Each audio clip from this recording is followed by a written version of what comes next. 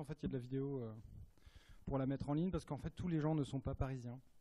Et on a souvent des gens en ligne qui disent oui, mais nous, on aimerait bien avoir aussi les conférences, mais bon, on habite en Lozère, donc c'est compliqué de venir sur Paris pour 2 heures d'intervention. Donc, les vidéos sont en ligne, pas en direct, mais pas long, presque. Tu les mets juste après. Tu les mets pas juste après. Okay. Donc c'est le 4e rendez-vous sur le tourisme durable au Welcome City Lab. Donc on a maintenant, voilà, vous pouvez noter sur votre calendrier jusqu'à la fin de l'année. C'est simple, c'est tous les 3e jeudis de chaque mois à 18h, 18h30, vous avez bien compris que à peu près. Après, à vous de nous dire si c'est trop tôt ou s'il faut le faire un peu plus tard. Alors, on peut aussi décaler vraiment à 18h30 et commencer à parler vers 18h40. Nous, on est flexible, il n'y a pas de souci. Donc, l'idée de ces meet-up, c'est de parler de 3 éléments. Le tourisme durable, qui est donc comment le secteur du tourisme intègre les enjeux du développement durable. Le deuxième, c'est l'innovation dans son ensemble. Et le 3e, c'est l'entrepreneuriat.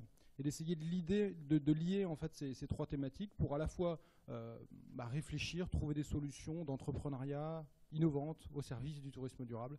C'est un peu l'idée. Et tous les mois, on change de sujet.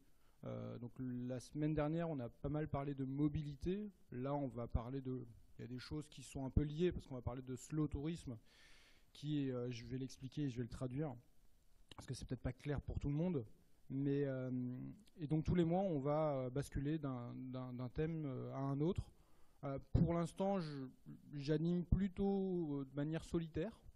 J'ai quand même à un moment donné d'essayer de faire venir des gens avec moi aussi devant pour échanger, pour qu'on ait une double animation. Donc le sujet du mois prochain, c'est la question du tourisme durable au sein du patrimoine mondial de l'UNESCO.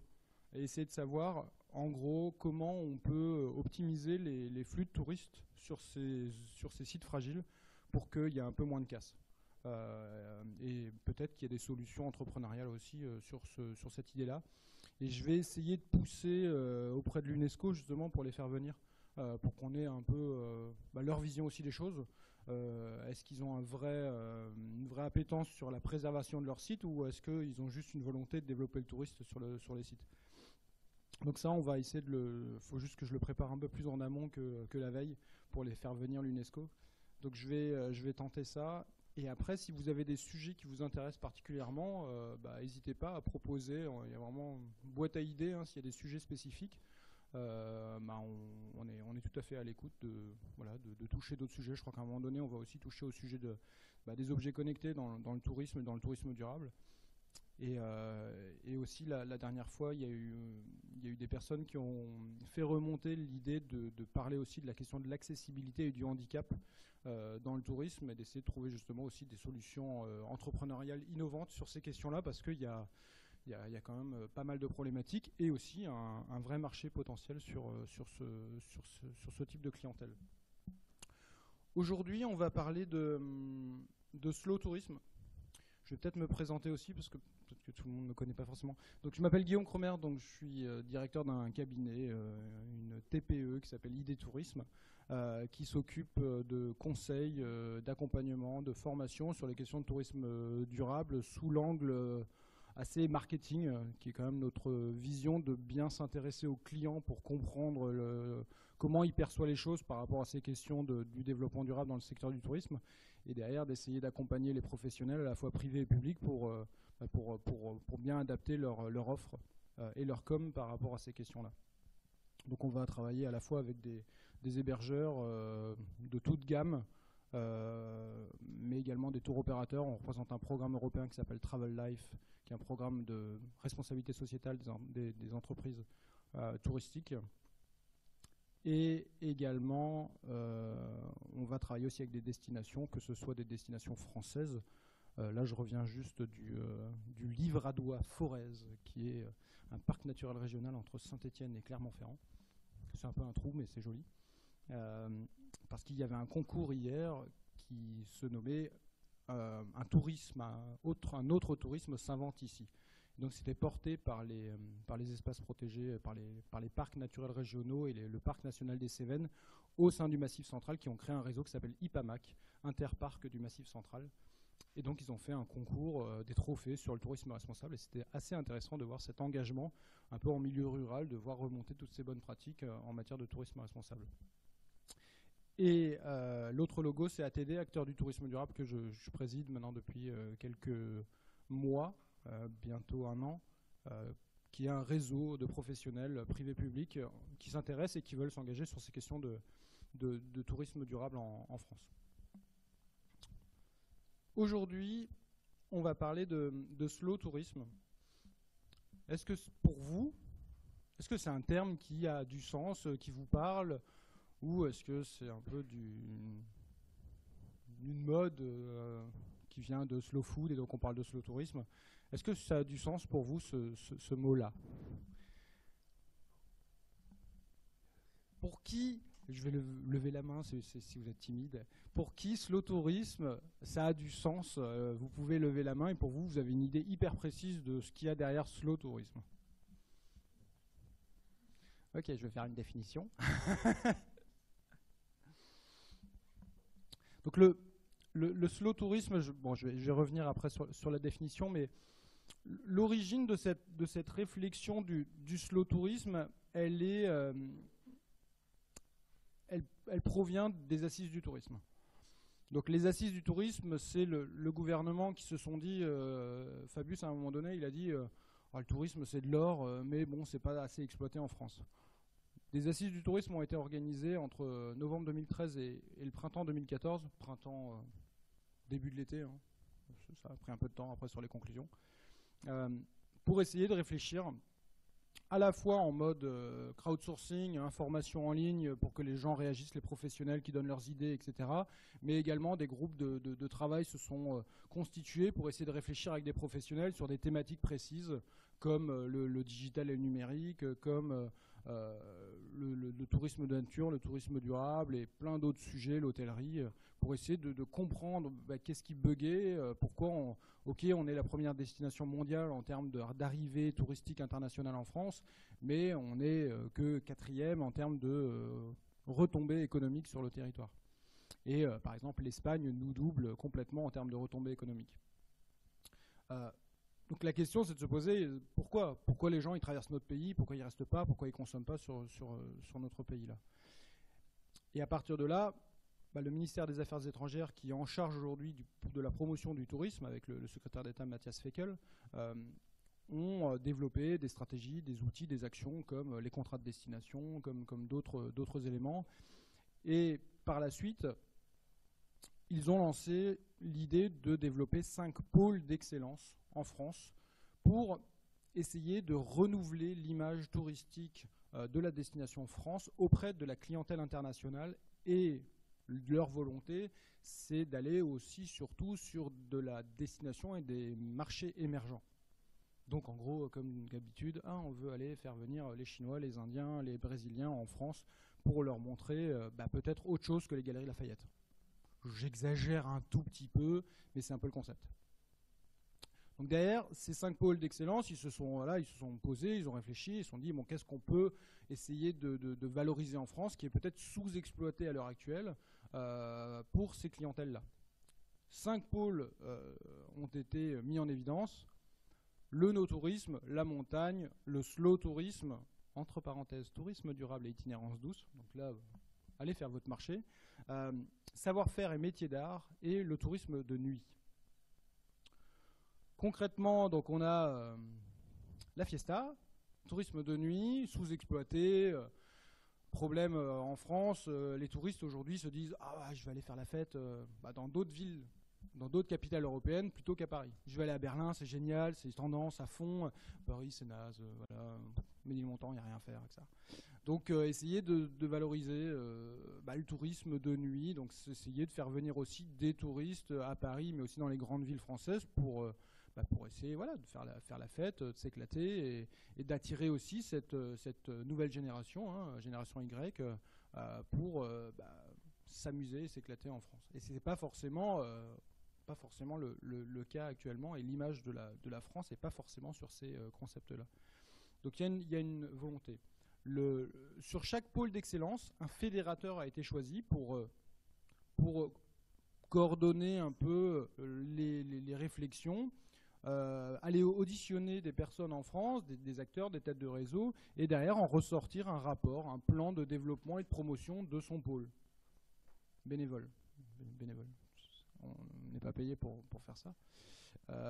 Donc sur le pôle tourisme de nuit, c'est le patron de la Bellevilloise qui a été choisi pour travailler sur cette question-là.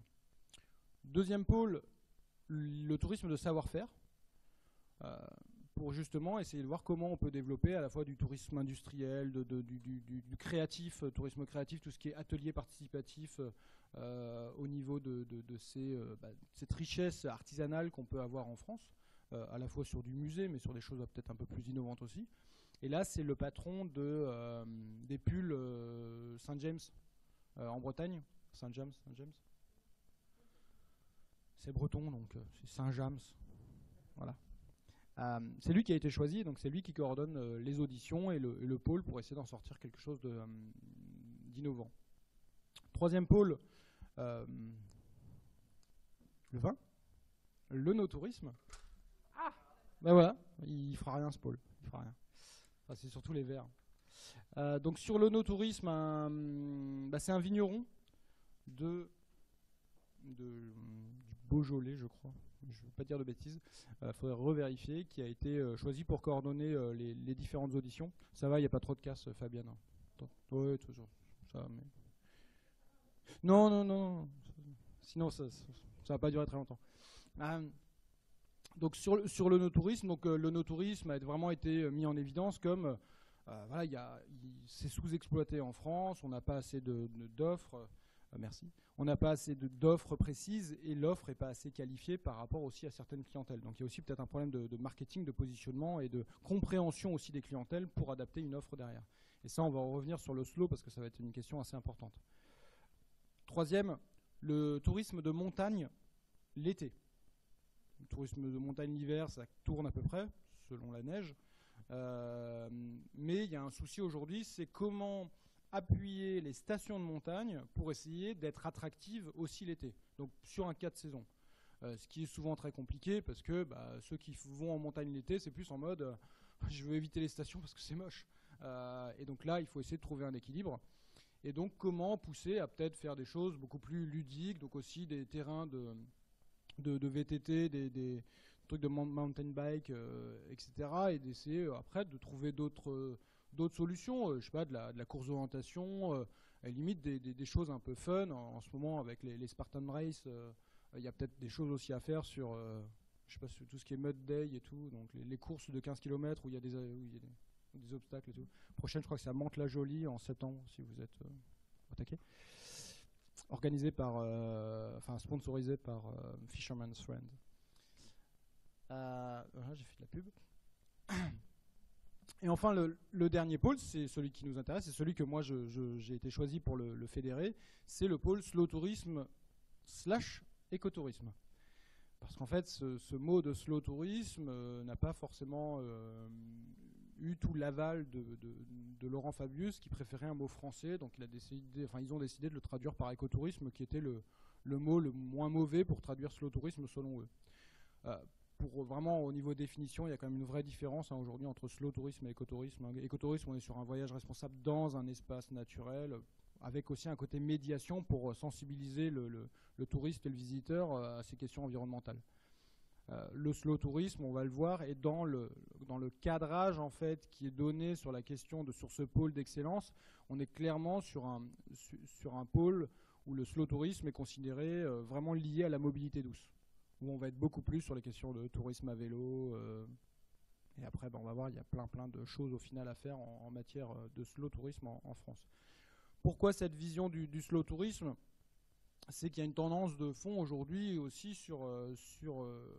que les visiteurs et les touristes recherchent peut-être plus de sens à leur voyage, prendre peut-être plus de temps aussi à rencontrer, à comprendre aussi. Et c'est aussi le développement de tout ce qu'on a autour du tourisme participatif, collaboratif, bien sûr tout ce qui est sharing economy, mais également les ateliers pour rencontrer, pour partager, et aussi cette lenteur et cette itinérance.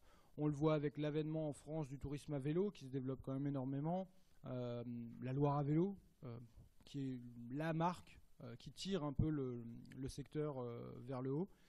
Et donc c'est sur ça qu'il y a une réflexion pour savoir, voilà, est-ce que ces formes aujourd'hui de slow tourisme en France peuvent intéresser des marchés émergents, et est-ce qu'il y a une capacité à faire venir ces gens-là sur ces créneaux-là et sur ces offres-là. Donc l'objectif du travail, c'est ça, c'est comment attirer les touristes des marchés émergents à découvrir d'autres facettes de la destination France. Là, j'ai tapé chinois, touristes, nature. Les premiers trucs qui tombaient, c'était Galeries Lafayette et tous les grands magasins. Et j'ai quand même trouvé une image, mais c'est pas en France, c'est en Suisse. J'ai triché un peu. Mais donc voilà, c'est des touristes chinois qui se prennent en photo avec une vache, ils sont contents. Mais est-ce que c'est ça aussi l'objet? Est-ce que notre objectif, c'est bêtement de faire venir des gens et de les mettre dans la nature pour qu'ils se prennent en photo à côté d'une vache? Ou est-ce que derrière, et c'est surtout la question de qu'est-ce qu'ils veulent faire, eux, au final. Et je crois que c'est une question très importante, et je pense que tout le monde en France, parmi les professionnels du tourisme, n'ont pas forcément la réponse de mais ils veulent faire quoi concrètement en France? Parce qu'on ne va pas non plus imposer à des clientèles émergentes, je sais pas, d'aller faire le GR20 en Corse. C'est peut-être pas forcément ce qu'ils veulent, donc derrière il faut peut-être adapter aussi certaines propositions que certains tour opérateurs ou réceptifs en France proposent. Donc concrètement, de quoi on parle? Sur le site du ministère des Affaires étrangères, vous retrouvez cette définition-là. Le slow tourisme / écotourisme, qu'est-ce que c'est? Donc des modes de déplacement doux comme le train, la navigation sur de petites embarcations à voile, à rame ou à moteur, le vélo, le cheval, la randonnée pédestre, voire la roulotte. Je ne sais pas pourquoi la roulotte. J'ai revu en fait la définition cet après-midi et j'ai pas compris la roulotte. Le choix de structures à taille humaine ancrées dans leur terroir et leur environnement pour les activités des vacances. La préférence pour des modes d'hébergement qui permettent de nouer des liens avec les habitants ou avec la nature, comme un gîte, une chambre d'hôte, l'hébergement chez l'habitant, ou en collaboratif, donc Airbnb, Bedicasa, Night Swapping et consorts. Suivre le rythme de la vie et des traditions locales, notamment en favorisant le tourisme collaboratif, et une approche plus écologique et solidaire du voyage ou des vacances. Au final, c'est quand même assez large, hein, par rapport à œnotourisme, où on sait sur quoi on va bosser. Moi, mon travail, il est quand même waouh. Je peux vous dire que là, sur l'étude que je suis en train de mener, c'est comme du boulot parce que c'est hyper large. Mais au final, on a aussi un peu les cartes blanches pour présenter en fait dans le rapport des éléments. Donc, j'ai commencé à faire des auditions, principalement des têtes de réseau en France, que ce soit Office de tourisme de France, la Fédération des parcs naturels régionaux, la Fédération des parcs nationaux, les grands sites de France, les RN2D, donc Réseau national des départements, des destinations départementales, la FNCRT, Fédération nationale des comités régionaux du tourisme, et d'autres acteurs, comme Fabienne, qui est venue pour présenter un projet autour du fluvial, parce que c'est un élément important aussi, dont on ne parle pas forcément directement dans la définition, alors qu'à l'oral, il montre que c'est quand même quelque chose d'assez important. Donc on a invité pas mal de gens à venir échanger, à la fois des privés et des publics, hein, pas juste des collectivités, mais aussi des tour opérateurs, réceptifs ou pas, mais qui ont peut-être des idées, aussi des grandes gueules du tourisme, qui ont peut-être des choses à dire sur le sujet. Et l'idée, pour moi, est de ressortir en fait un rapport qui présente à la fois les opportunités, et surtout la question c'est qu'est-ce qui bloque aujourd'hui en France pour que l'écotourisme, enfin le slow tourisme en France ne soit pas reconnu de ces publics-là à l'international. Et suite à la mise en évidence de ces blocages, c'est de proposer des solutions. Donc l'idée d'aujourd'hui, c'est de vous faire bosser. Je suis pas payé, vous n'êtes pas payé non plus, normal. Pour qu'on réfléchisse ensemble en fait. Nous on a déjà forcément un peu d'éléments et on a un peu d'avance par rapport aux réflexions, mais bien sûr on va les apporter aussi au débat, mais c'est justement d'échanger. Clairement, donc là je vais vous présenter quelques images de produits qui existent aujourd'hui en France et qui fonctionnent plutôt bien, mais pas forcément encore complètement reconnu à l'international. Là, on est sur la Loire à vélo. J'étais à ITB à Berlin, donc le grand salon mondial du tourisme, il y a 10 jours. Je demandais à certaines personnes qui sont engagées sur le tourisme responsable, je leur demandais, mais vous connaissez la Loire à vélo, c'est super. C'est quoi? Donc je disais, ah oui, il y a quand même un problème quelque part, hein, parce que nous, la Loire à vélo, on en a quand même entendu parler. Qui a connu là, qui connaît la Loire à vélo? De nom au moins. Qui l'a déjà fait? Enfin une partie. On la Loire à vélo, papa. donc clairement, c'est une marque en France, voilà, on commence à la connaître, on en parle, le CRT Val-de-Loire le promeut pas mal, mais c'est vrai qu'à l'international, même parmi les acteurs du tourisme durable, du tourisme responsable, c'est quelque chose qui n'est pas complètement reconnu, quoi. Et c'est là où il y a peut-être un bug. D'autres projets, tourisme équestre, hein, ça peut aussi très bien rentrer dedans, hein, du tourisme équestre en itinérance, on a des itinéraires équestres. Là, on est bien sûr sur la baie du Mont-Saint-Michel, qui sera un peu plus, il y aura un peu plus de monde ce week-end, je pense, un tout petit peu. Le fluvial, où là, il y a une vraie... aujourd'hui, c'est un marché sous-exploité, hein, en France. On peut aussi s'imaginer sur des embarcations plus petites, hein, du kayak. Là, on est dans les gorges du Tarn, pour ceux qui connaissent, coin assez chouette. Saint-Jacques de Compostelle, à pied, comme un produit assez tendance maintenant, hein. J'en discutais hier avec Chamina Voyage, qui est un tour opérateur dans le Massif Central. Il me disait, c'est l'un de nos produits phares aujourd'hui, c'est Saint-Jacques de Compostelle. Ça cartonne, clairement. GR20 en Corse, bon, c'est un peu plus sportif, mais on est aussi sur l'itinérance, hein.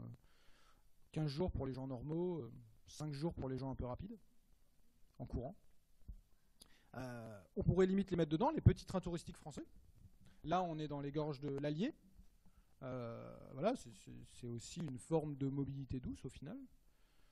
Bien sûr, tout ce qui est VTT, de manière globale, on a des itinéraires. On a la grande traversée du Massif Central en VTT, par exemple, qui est potentiellement un produit. Et après, derrière tout ça, il ne faut pas oublier non plus la rencontre avec l'autre, et donc pourquoi pas aussi se poser la question d'intégrer les nouvelles startups type Guide Like You, Bootspot, voire Tripod au niveau international, qui vient d'être racheté qui a été racheté par TripAdvisor il y a 6 mois. Donc on peut très bien se poser aussi la question de ces startups là. Donc première question que je vous pose. D'après vous, en France, par rapport aux questions de slow tourisme, est-ce qu'il manque des offres aujourd'hui sur certaines filières ou de manière générique? Et est-ce qu'il manque des aménagements pour ces offres? Et au final, qu'est-ce qui bloque? Qu'est-ce qui bloque pour qu'on n'ait pas en fait ces nouvelles offres sur les territoires? Est-ce que c'est un problème d'accès au financement? Est-ce que c'est un problème d'environnement, de développement, de volonté des politiques? Et donc comment on peut essayer de pousser à essayer de pousser au développement de ces aménagements, à la fois sur le vélo, sur les sentiers, sur d'autres propositions. Qu'est-ce qui bug à ce niveau-là en France? Donc c'est une question qui n'est pas évidente, j'imagine. Vous étiez peut-être plus là pour prendre des réponses. Pour l'instant, je préfère vous faire travailler un peu sur ces questions. Après, l'idée, c'est voilà, je vais vous faire bosser. On va mettre des post-it là là, il y a des post-it. J'ai des stylos. Et pendant un petit quart d'heure, vous allez peut-être discuter avec votre voisin ou votre voisine pour essayer d'échanger. Et après, mettre des post-it sur le tableau. Et après, on va reprendre, on va les mettre ensemble aussi selon les filières, selon les réponses identiques, et on va en échanger un peu sur ces questions-là. Et en même temps, vous allez pouvoir prendre un petit verre, si vous voulez, en passant, et un bretzel aussi. Ok, ça vous va? Et après, on en discute et on échange. Donc j'ai les post-it, j'ai les stylos, si vous n'avez pas... Oui? C'est la prochaine question. La prochaine question, c'est est-ce qu'il y a un problème marketing? Parce que bien entendu, il y a 2 niveaux. C'est le produit, et après, c'est comment on le communique et comment on intègre les notions de marketing. Oui. Qu'est-ce qui bloque en France pour qu'on n'ait pas plus d'offres ou des offres de meilleure qualité en France? Oui?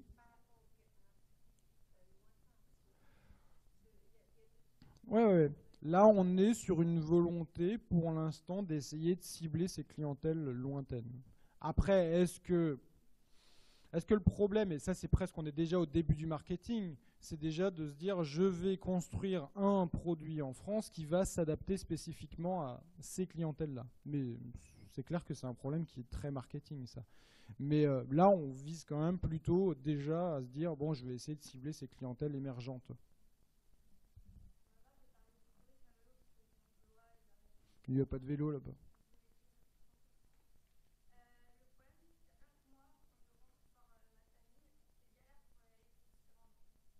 Donc sur un post-it, tu vas marquer la SNCF alors. Ouais.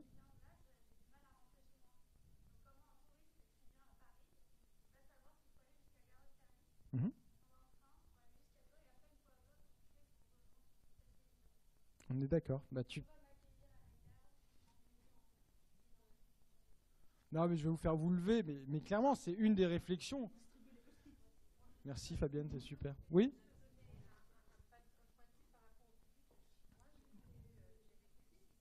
Ok.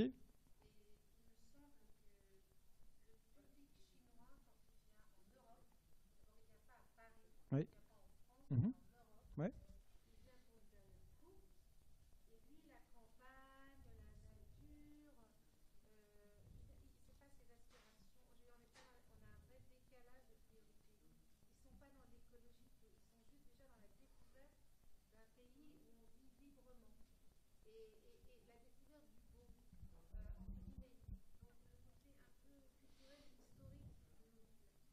Mais c'est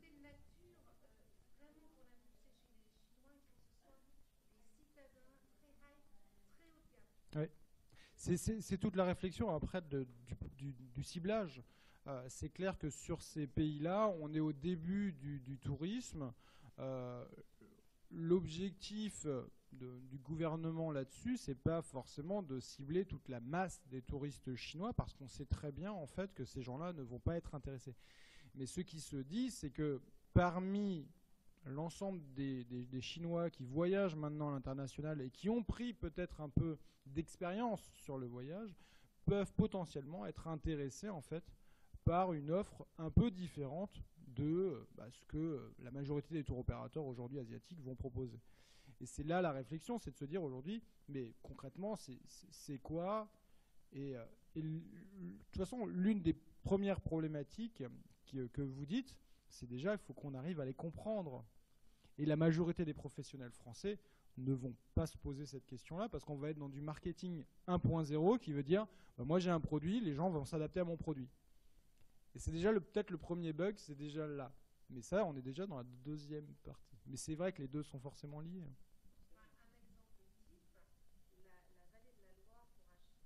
Mhm. C'est les châteaux.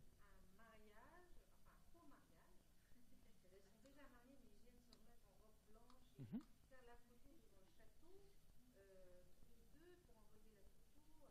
Ouais.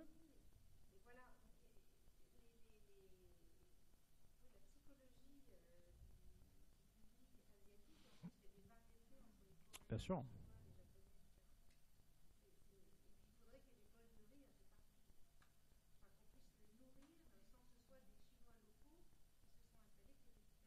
Mm.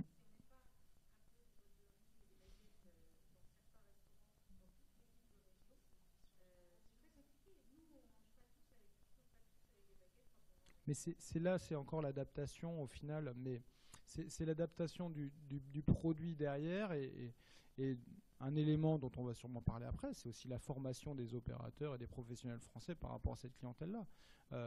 C'est clair qu'on est sur un public dont, que l'on ne connaît pas réellement.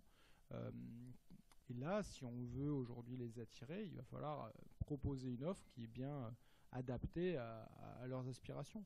Mais ce, qu'on- ce qui est clair, c'est que parmi l'ensemble aujourd'hui de ces pays émergents et de ces clients qui commencent à voyager, parmi ces gens-là, il y a bien une micro-niche qui est peut-être intéressée pour faire peut-être autre chose que des mariages devant les châteaux pour faire avec leur selfie stick leur envoyer à leurs potes et leurs familles.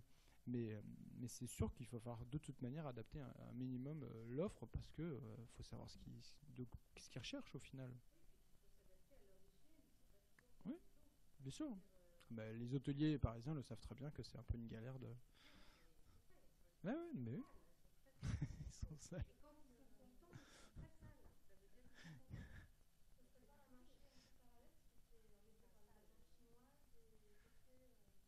Oui, mais l'idée de toute manière, c'est si on est sur des agences chinoises, ces agences chinoises peuvent avoir besoin de réceptifs pour justement échanger. Est-ce qu'aujourd'hui, il y a un travail qui est fait pour rien qu'organiser des événements, pour faire se rencontrer des réceptifs qui sont capables de comprendre et d'adapter leur offre par rapport à cette clientèle et de bosser avec des agences qui vont distribuer des séjours directement basés en Chine. Bien sûr. Mais pour ça, il va falloir être très multiculturel, de toute manière, et voir embaucher des Chine, Inde, Brésil, et après bah, tous les pays qui commencent à avoir un pouvoir d'achat pour pouvoir pour voyager. Et même à ITB, on en discutait petit à petit. On a des Sud-Africains qui commencent à venir en Europe, et donc on a aussi cette clientèle qui a les moyens de voyager. En Chine, on est clairement au début de l'ère du tourisme. Les semaines d'or, voilà, c'est le démarrage.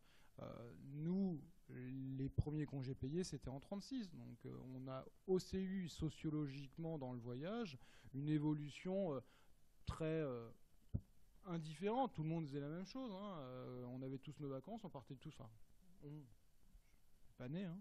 Mais on voit les images. Tout le monde partait, la bagnole complètement bondée, ils allaient sur la côte et voilà, c'était complètement indifférencié. Petit à petit, après, il y a eu des gens qui ont cherché autre chose et au final, cette évolution sociologique du voyage, elle avance beaucoup plus vite maintenant en Chine. Donc très vite, on va avoir en fait des touristes dans ces pays-là qui vont chercher autre chose et qui vont, et là il va falloir être prêt très vite à proposer des choses et sentir un peu les signaux faibles en fait de ces sociétés-là en termes de voyage pour adapter une offre intéressante. Parce qu'il y a aussi dans ces pays, en Chine, en Corée, au Japon, en Inde, il y a des clubs de randonnée aussi. Par exemple, hein, tout simplement. Donc derrière, on peut peut-être aussi essayer de les orienter sur une offre, mais derrière, il va falloir être très bon en marketing aussi. Mais c'est deux aspects, quoi. C'est déjà de se poser la question. Après, on peut parler forcément du tourisme fluvial, par exemple. Nous, on avait beaucoup échangé pour savoir qu'est-ce qui bloque aujourd'hui. Après, c'est pas forcément une question de public, là. C'est une question déjà de blocage, parce qu'il y a des blocages de pas forcément de grande volonté en fait de développer cette filière-là en France au niveau des différentes instances.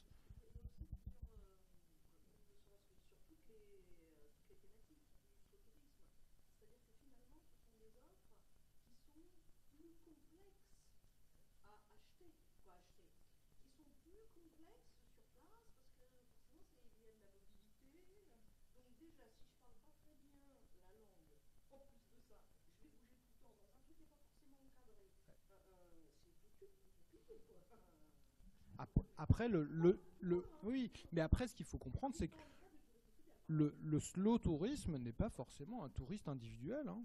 Le slow tourisme peut très bien passer par des tours opérateurs et par des agences. Oui.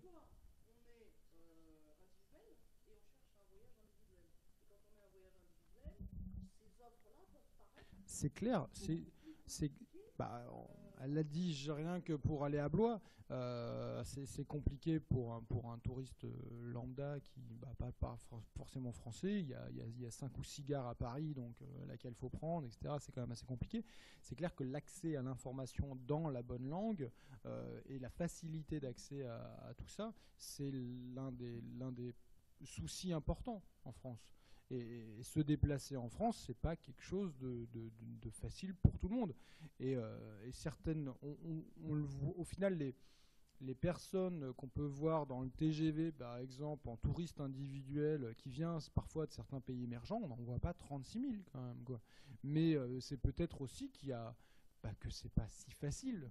Pour nous, oui, parce qu'on a l'habitude et on a aussi cette facilité. On est aussi, nous, peut-être une génération qui avons voyagé beaucoup plus en amont, et donc on a pris l'habitude de voyager, de se débrouiller. Bah, eux, ils n'ont pas cette expérience-là. Donc au final, l'altérité est très forte pour eux d'arriver dans un pays où il n'y a pas forcément le même alphabet, pas forcément la même langue, et derrière, s'y retrouver tout seul, c'est assez galère. Et donc là, on doit faciliter peut-être cet accès-là. Ça, c'est clair. C'est l'un des trucs à régler, bien entendu.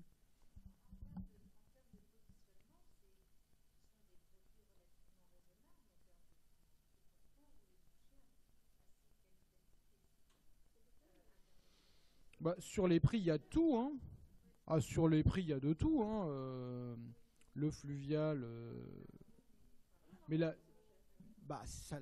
tout dépend de la rando, hein. On peut très bien dormir le soir dans des hôtels 4 étoiles, si on trouve les hôtels qui sont bien sur le parcours. C'est un autre sujet. Mais vous pouvez très bien avoir de la rando assez qualitative, hein, sans problème.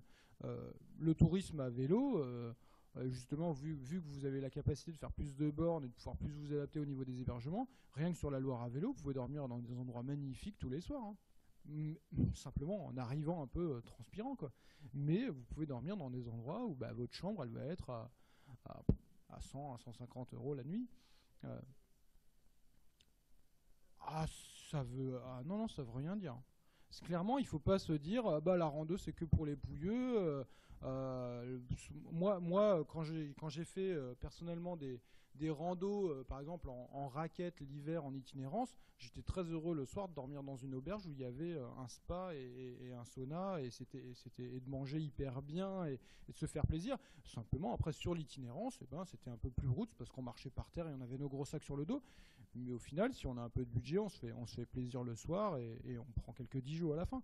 Mais voilà, on a une bonne addition. Mais c'est pas forcément lié à le produit, il est plus. Les tourismes équestres, on a intérêt à avoir un peu de budget quand même, hein, parce que c'est quand même plutôt des CSP+ qui font du cheval, quoi. Oui.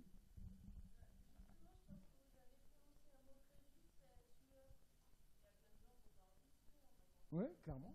Bien sûr.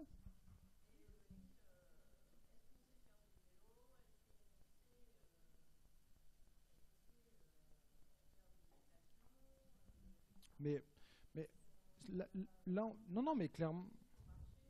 Mais bien sûr, mais là, c'est le pôle. Après, c'est le pôle du slow tourisme. Donc l'idée, c'est d'aller vers cette mobilité douce. Après, le slow, ça peut faire du tourisme à vélo. Vous pouvez faire je sais pas moi, 15 bornes à vélo dans la journée et vous arrêter à plein d'endroits pour aller déguster je sais pas, des produits, rencontrer des acteurs locaux passionnés de leur territoire et lier ça un peu même avec du tourisme de savoir-faire.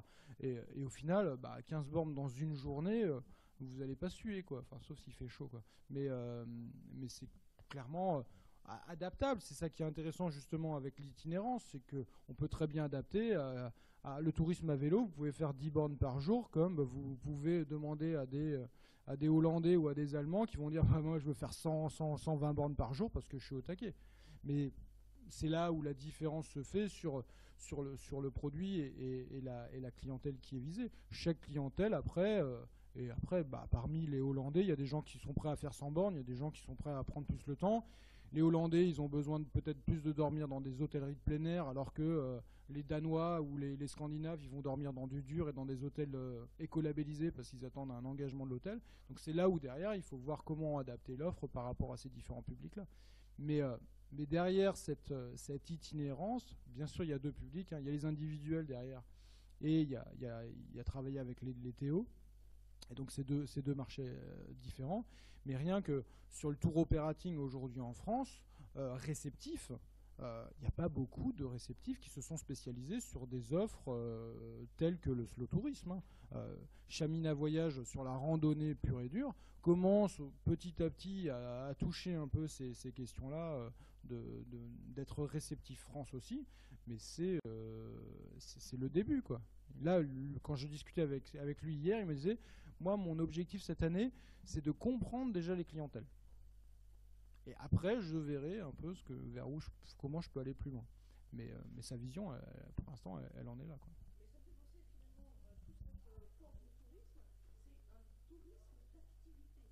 Oui.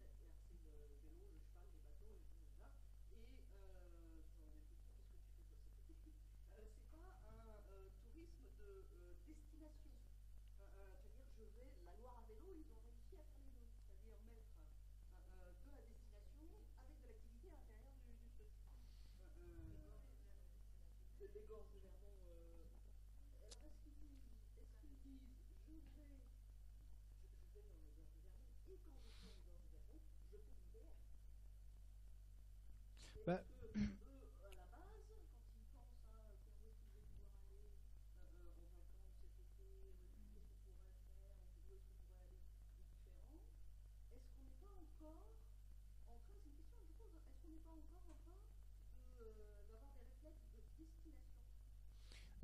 la Loire à vélo est devenue une marque, donc derrière, en fait, c'est un peu différent d'autres choses.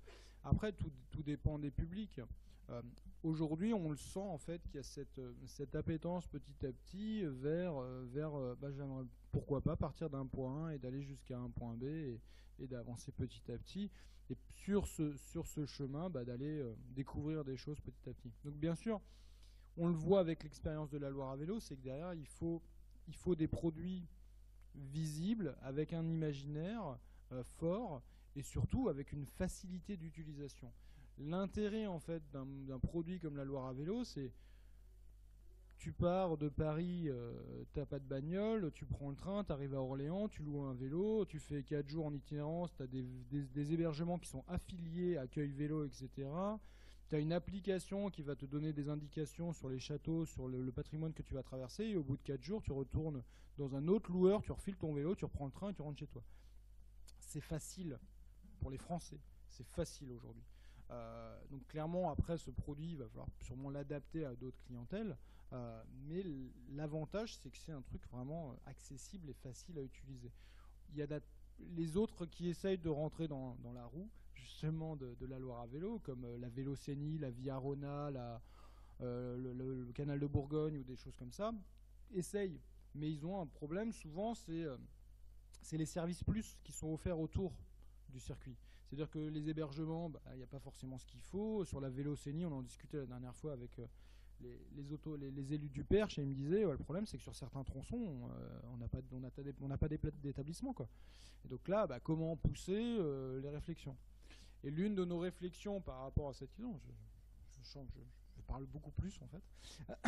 L'une des réflexions par rapport à ça, c'était de se dire, est-ce que ce ne serait pas intéressant sur certains tronçons où il y a un vrai manque d'hébergement, de pousser les habitants à faire de l'accueil via du Airbnb, Bedicasa ou consort, et de les pousser par un levier, je sais pas, on les soutient, pourquoi pas même financièrement, à retaper leur chambre, mais essayer de faire en sorte qu'on ait des ambassadeurs aussi sur les territoires pour qu'on ait une vraie continuité au final, et que ces gens-là participent aussi à l'effort de l'accueil touristique. Je ne sais pas si c'est possible, en tout cas c'est une réflexion qu'on s'est posée.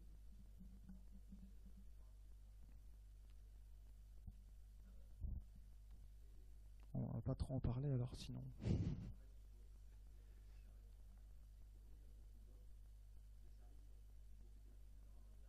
Ouais.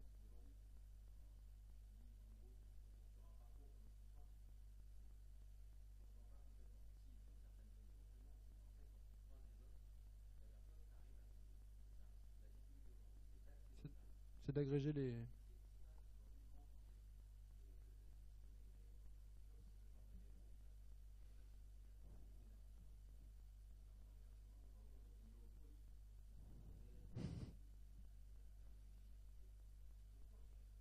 Oui, bien sûr.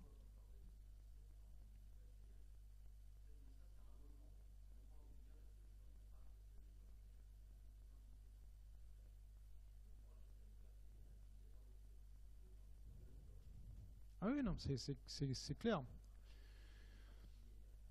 D'où l'intérêt aujourd'hui d'intégrer complètement ces solutions digitales parce qu'elles seront nécessaires. Elles seront clairement nécessaires pour faciliter l'itinérance aussi. Et c'est là où on s'est posé la question, parce qu'ils avaient ce problème dans le Perche où ils n'avaient pas forcément d'hébergement, à la fois des hôtels, à la fois des chambres d'hôtes, à la fois des gîtes. Ils avaient vraiment, c'était vraiment la dèche. Tu dormais sur ton guidon, quoi, ce qui est vraiment pas hyper confort. Et donc, ils se sont posé la question comment on peut trouver une solution. Et c'est vrai que la solution avec tout ce qui est sharing economy, c'est de pousser vers ça. Est-ce que du Airbnb, du Bedicasa, du night swapping, du couchsurfing, bon, c'est peut-être trop à l'arrache, mais sur du service payant, d'essayer de les intégrer. Et peut-être qu'ils n'ont même pas regardé, mais il y a peut-être déjà des gens qui sont sur Airbnb ou sur Bedicasa et qui sont sur le circuit. C'est possible. D'ailleurs, aujourd'hui, on a des chambres d'hôtes de Gîtes de France qui se mettent sur Airbnb, hein, parce que ça marche beaucoup mieux que les systèmes de réservation de Gîtes de France. C'est un autre débat.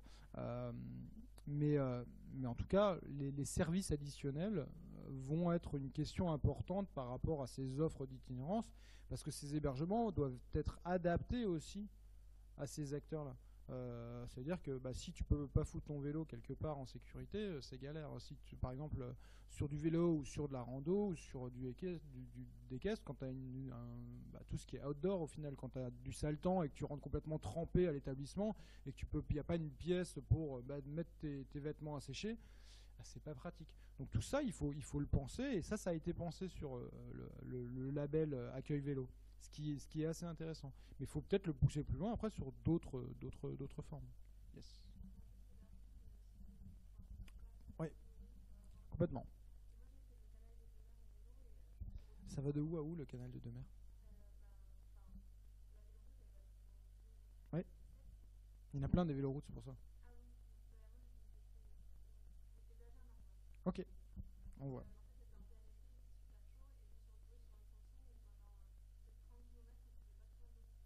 Mm. Mais ça, c'est clair. C'est clair. C'est des points. Ouais, ouais. Ouais, mais ça, c'est des points essentiels. L'accès à l'eau, l'accès à la restauration. Et donc, on pourrait très bien mettre en place des solutions enfin, c'est pas très complexe au final, hein, et de retrouver peut-être les bonnes vieilles fontaines qu'on avait dans les villages, avec marqué eau potable dessus. Ça manque. C'est vrai que l'avantage de la montagne, c'est souvent on a les ruisseaux, donc on peut, si on met des pastilles, prendre de l'eau.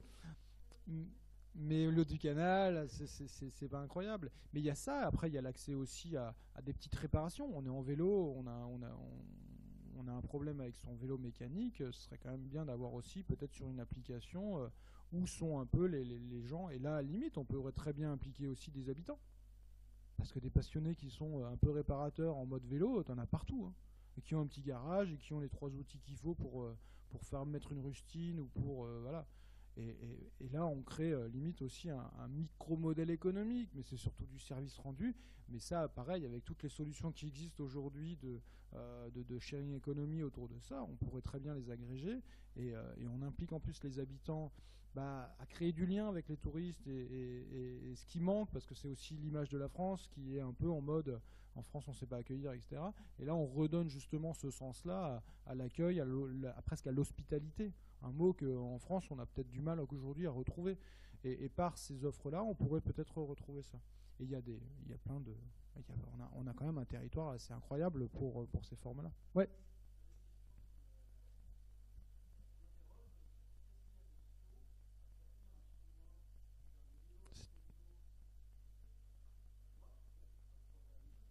Ouais.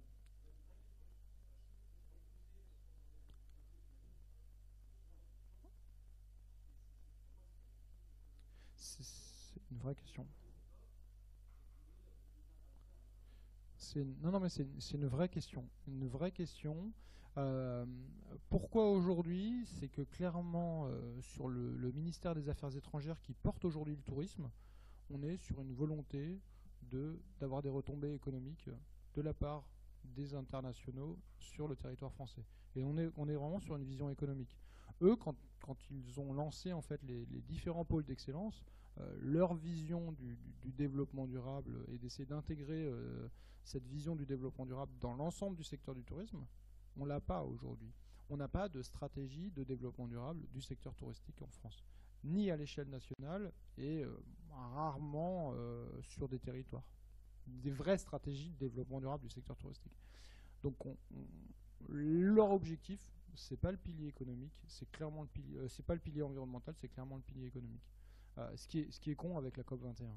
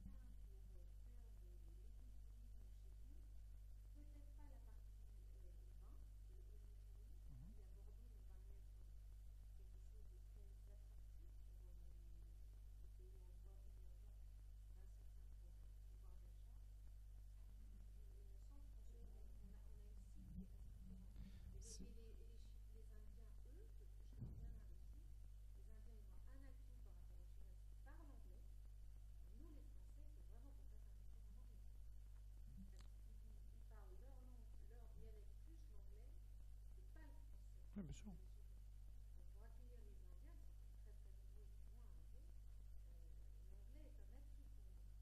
Bah, c'est un atout pour nous, mais il faut déjà essayer de parler correctement, un minimum cette langue. Mais c'est clair que là, il y a un gros souci. Ça, c'est clair. Et c'est un gros souci structurel, ça. Mais sur ces questions de pourquoi il y a cette volonté d'aller essayer de toucher cette clientèle émergente, c'est clairement une volonté de l'État. Et après, euh, peut-être que c'est pas la bonne.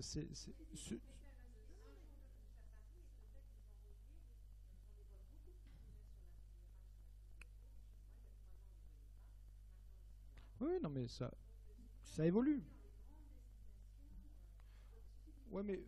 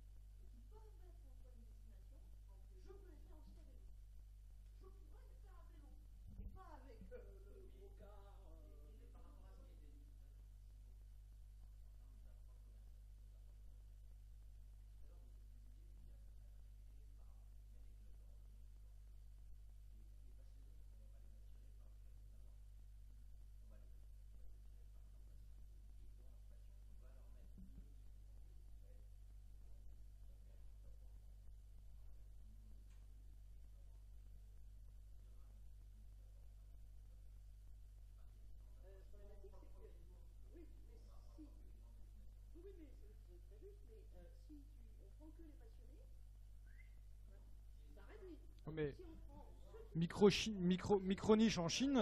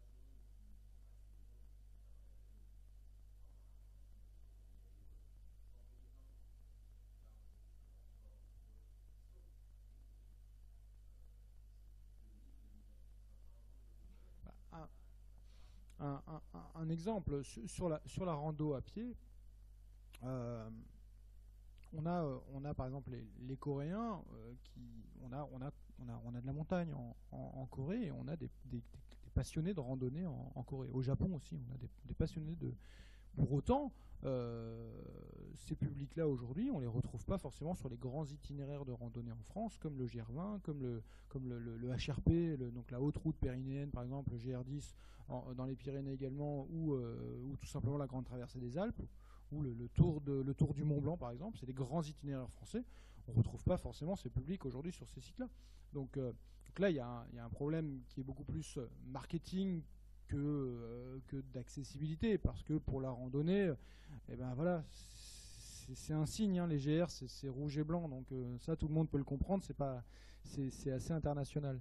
Après c'est la question de comment arriver sur le territoire au départ de la rando. Donc c'est d'autres questions qui sont plus liées à l'accessibilité et au train, et il y a d'autres questions.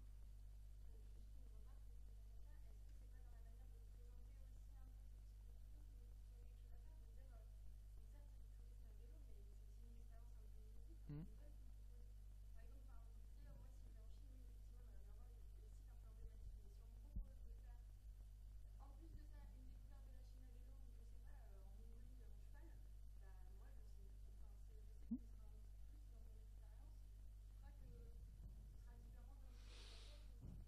Donc là, on est sur des questions clairement de présentation de l'offre, d'imaginaire qu'on va transmettre en fait à l'autre sur ces questions-là. Donc on est beaucoup plus sur des questions marketing. Bon, non, mais pas de souci. Mais clairement, mais il n'y a pas de règle. Mais bien entendu qu'il y a, hein.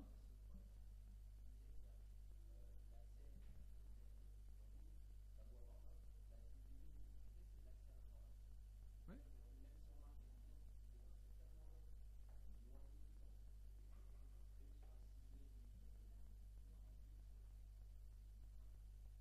Oui, bien sûr, mais au final, il y a le marketing, c'est un mot valise, hein, c'est très large, dont au final ces questions aussi de visibilité et d'accessibilité de l'offre pour le public. Et c'est clair que l'un des enjeux majeurs va être aussi là. On en discutait encore hier par rapport aux acteurs du Massif central qui sont engagés aussi sur pas mal d'itinérance sur leur territoire, à la fois à vélo, à la fois, enfin surtout en VTT, mais et aussi à pied. Euh, et la question est là. C'est au final qui peut voir leur offre et comment la voir, parce qu'elle est illisible, enfin elle n'est pas visible sur le web, enfin parce qu'on parle du web là, hein, entre autres, beaucoup. Ouais.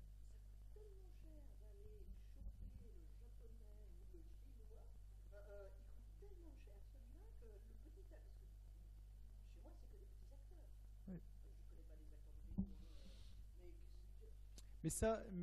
Mais bien entendu, mais c'est là où chaque acteur et chaque professionnel individuellement ne pourra pas le faire. Donc là, c'est la question, c'est euh, on, on mutualise alors les forces, mais à quelle échelle? Est-ce que c'est entre professionnels via des fédérations professionnelles? Est-ce que c'est à un niveau régional ou départemental avec les ADT ou les CRT? Ou est-ce que c'est au niveau national avec Atout France?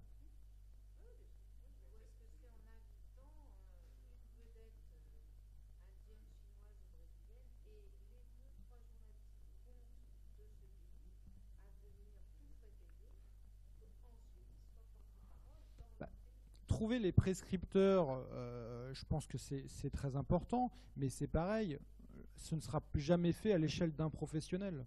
Là, on est sur des actions en fait qui peuvent être menées parce que c'est un positionnement et on pense que, et pour moi, utiliser les prescripteurs, c'est quelque chose de très important. Mais c'est pareil, c'est pas à l'échelle du professionnel qui va pouvoir le faire parce que ça prend du temps, c'est compliqué. Mais il va falloir trouver justement la bonne échelle. Est-ce que l'échelle aujourd'hui, c'est Atout France? Est-ce que c'est au niveau national pour valoriser derrière de l'offre au niveau national sur des produits d'appel qui sont là, là, là?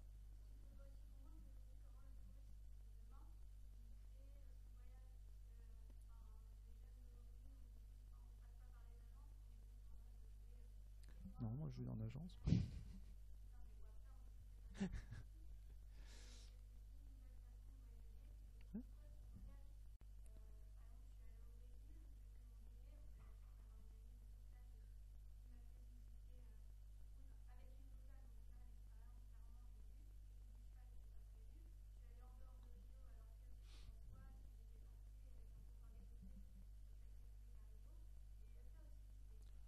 Mais bien entendu, mais je pense que sur cette compréhension aujourd'hui des millénials, donc des générations Y, elle est clairement différente à travers le web, à travers cette communauté qu'on a autour du monde, parce qu'on a, voilà, on a des potes autour du monde, et c'est complètement nouveau, ça. C'est de savoir comment on peut s'appuyer au final sur ces gens-là qui sont connectés à des gens du monde, pour que ces personnes-là qui accueillent soient aussi des ambassadeurs et des accueillants, type des greeters au final, mais des greeters qui vont les amener à découvrir quelque chose sur le territoire. Donc ça veut dire aussi, pourquoi pas, de se poser la question de presque des étudiants étrangers qui sont en France et qui sont en capacité peut-être il faudrait les sensibiliser sur des offres pour quand eux accueillent en fait des potes de leur pays qui viennent en France pour essayer de leur offrir quelque chose. Ce qui n'est pas fait, hein, je mets de la vie. Mais bien sûr. Oui. Ah. Hmm. Mais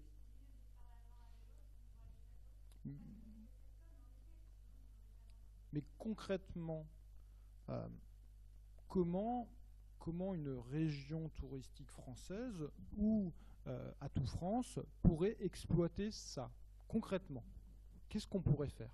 Parce que moi, à l'époque, quand le cabinet de Fleur Pellerin, qui était au tourisme à l'époque, quand il m'avait appelé par rapport à cette question du slow tourisme, la première question qu'ils m'ont posée quand je suis venu dans le bureau, c'est: vous en pensez quoi de la communication digitale de la destination France? Ouais, je leur ai clairement, j'ai fait une petite grimace, quoi. Et ils m'ont dit, on se considère entre médiocre et passable. Donc ils ont conscience. Et donc ils m'ont dit, bah, si tu as des idées, vas-y, lance, hein. Donc moi, je vous demande, d'après vous, comment on peut exploiter ces gens, ces jeunes qui voyagent, qui font des études internationales, pour qu'ils deviennent des ambassadeurs et qui apportent des éléments concrets pour faire venir après des gens en France. Est-ce qu'on peut les utiliser ou est-ce qu'ils sont complètement libres et...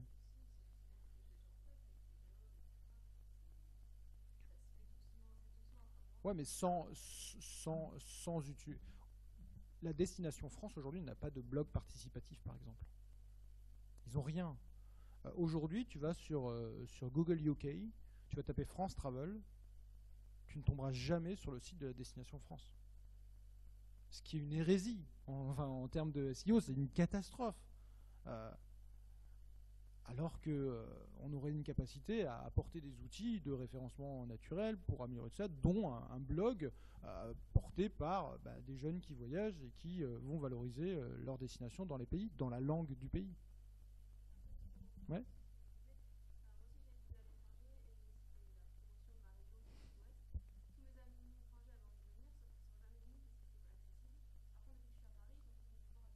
Pas accessible parce que c'est trop galère de venir.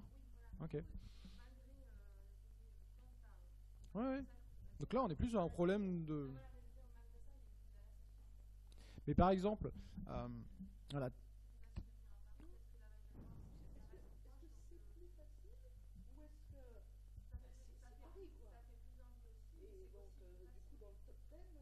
Ouais, mais maintenant Bordeaux, c'est la destination européenne. Mais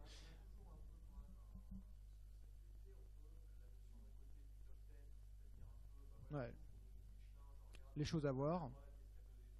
Mhm.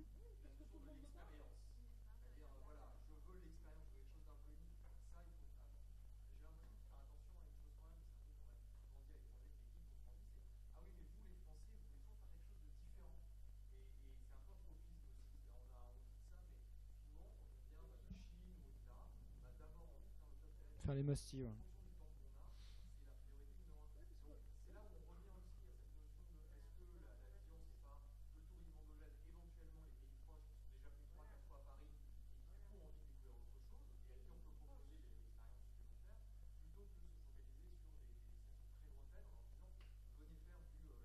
Ouais.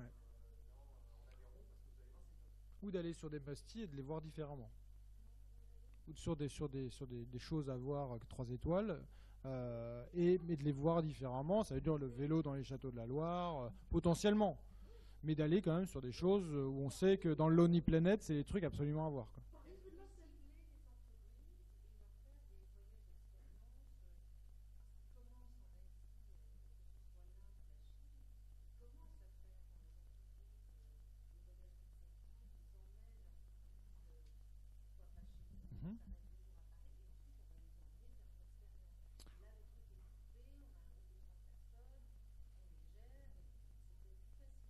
Et si on est sur des... Et si on est sur si on cible moins loin, alors, et si on cible plus les clients qui sont les Hollandais, les Scandinaves, bah, je sais.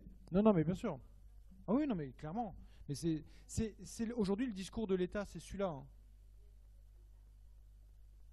Mais c'est, mais non, mais le le, le, dis- le discours de le discours de l'État, c'est clairement ça aujourd'hui. C'est pourquoi eux, ils veulent cibler en fait les pays émergents, c'est qu'ils se disent de toute manière les autres, ils viennent déjà. C'est ce qu'ils se disent, donc c'est pour ça qu'ils veulent essayer de voir s'il y a une opportunité d'aller cibler les autres.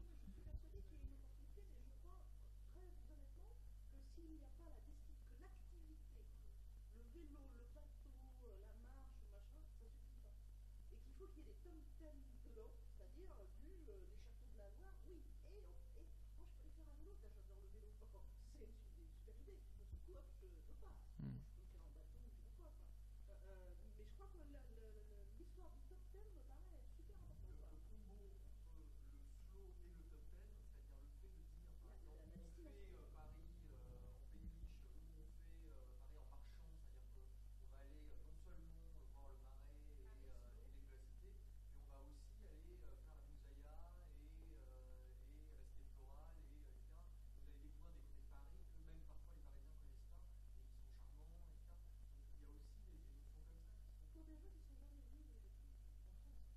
Ok.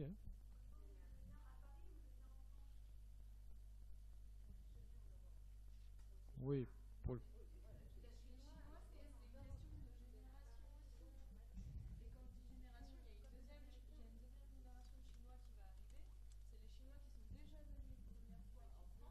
qui ont déjà étudié ici aussi. Bah,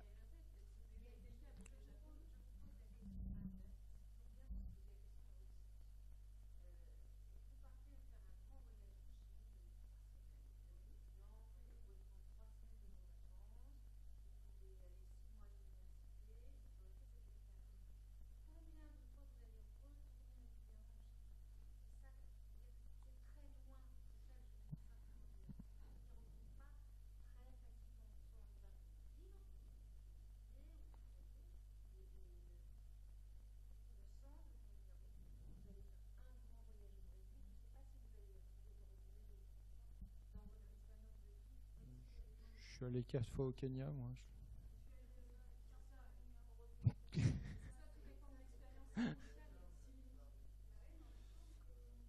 Ouais, mais je pense que la, ouais, mais je pense que après, on est sur une nouvelle génération qui a cette capacité après de se dire, si j'ai aimé en fait cette partie du pays, je vais me dire, bah, je vais pouvoir y retourner et pas forcément scratcher en fait les destinations comme sur les scratch maps là où on peut avec une pièce de monnaie dire j'ai fait tous les pays quoi.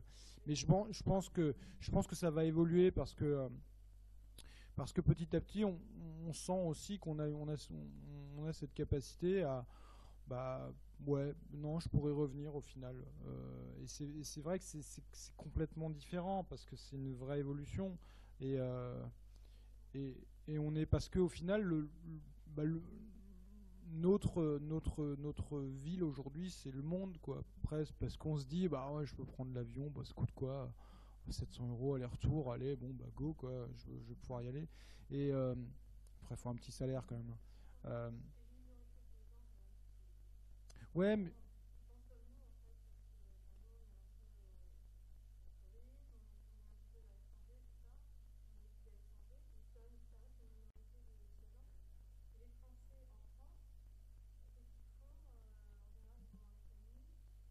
oui, c'est clair qu'on a clairement.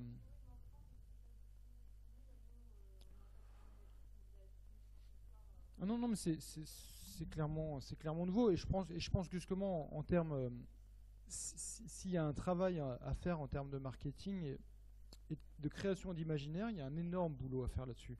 Mais pour tous les publics, pour les Français, qui souhaitent peut-être découvrir qu'il y a des choses incroyables, parce que rien que sur les photos, vous avez peut-être vu des choses qui ont l'air chouettes. Parce que moi, clairement, quand j'ai vu des trucs, je me suis dit, Bah, je ferais bien au final du kayak dans les gorges du Tarn parce que ça a l'air quand même assez chouette et que je connais pas. Et quand moi je me balade en France pour mon boulot, c'est vrai que je vois des destinations, je me dis bah j'y avais pas pensé, j'avais pas pensé faire du kayak de mer pour aller voir les phoques en baie de Somme. Et c'est là où on peut se poser des questions. Après, bah forcément, en fait, le ministère des Affaires étrangères s'en fout complètement de cibler les Français pour voyager en France. Euh, Bah non, bah ils veulent améliorer la balance commerciale, hein. C'est très simple, hein, faut pas.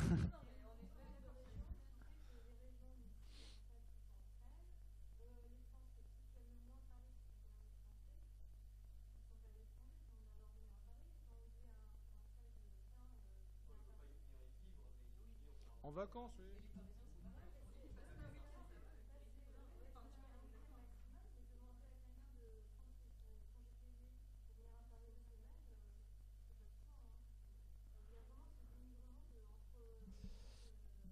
Mais je pense qu'on a un vrai travail. Pour parler un peu de solutions, je pense qu'on a un vrai travail quand même de création d'images autour de tout ça, en utilisant le web, parce que je pense qu'aujourd'hui c'est quand même un peu important.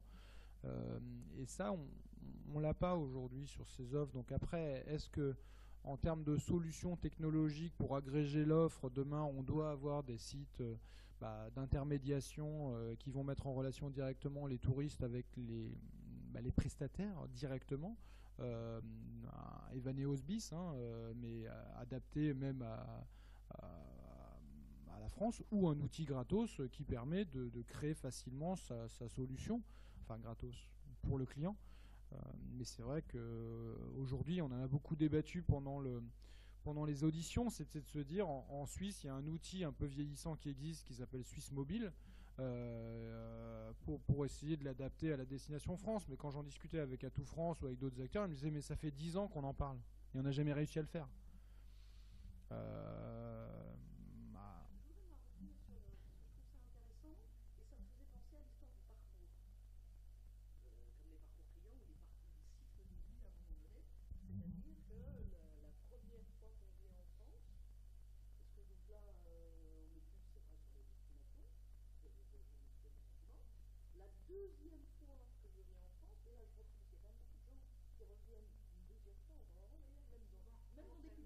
T'as fait comme moi.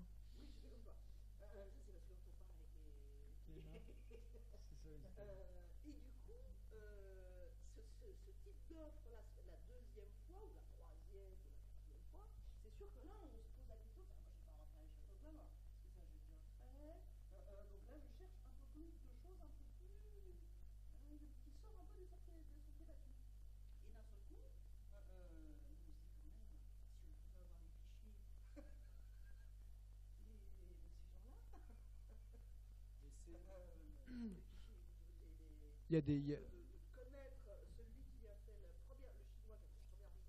Hmm.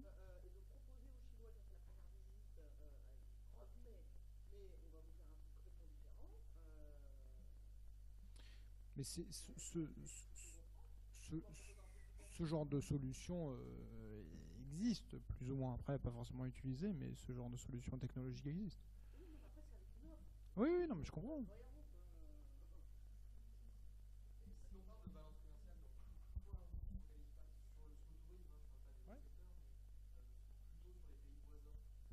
Parce que le discours de l'État, c'est de toute manière, ces gens viennent déjà. Donc au final, qu'ils consomment à Paris, en fait, ou qu'ils consomment en slow tourisme, ils s'en foutent. Ils consomment en France.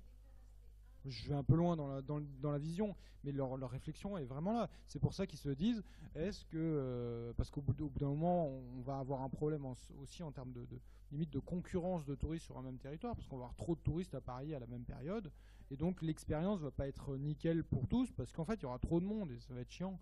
Donc ils se disent, il faut diversifier. Il faut essayer peut-être d'attirer à la fois d'autres publics, qui ne sont pas forcément intéressés par faire Paris, mais c'est clair que pour un premier voyage des Asiatiques en France, on s'imagine bien qu'ils veulent faire Paname. Ça paraît complètement logique. Mais peut-être qu'après, et c'est là où il faut arriver à analyser la seconde vague, les gens qui reviennent en France, peut-être que ces gens-là, ils sont peut-être intéressés par d'autres manières. Et c'est là qu'il va falloir essayer de voir, de comprendre, d'analyser les signaux faibles de ces nouveaux départs, ou de ces gens qui viennent faire quelque chose par passion sur une thématique précise.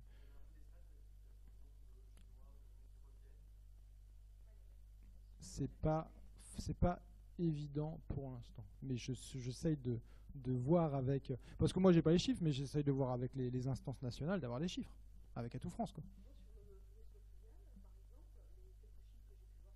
Mm.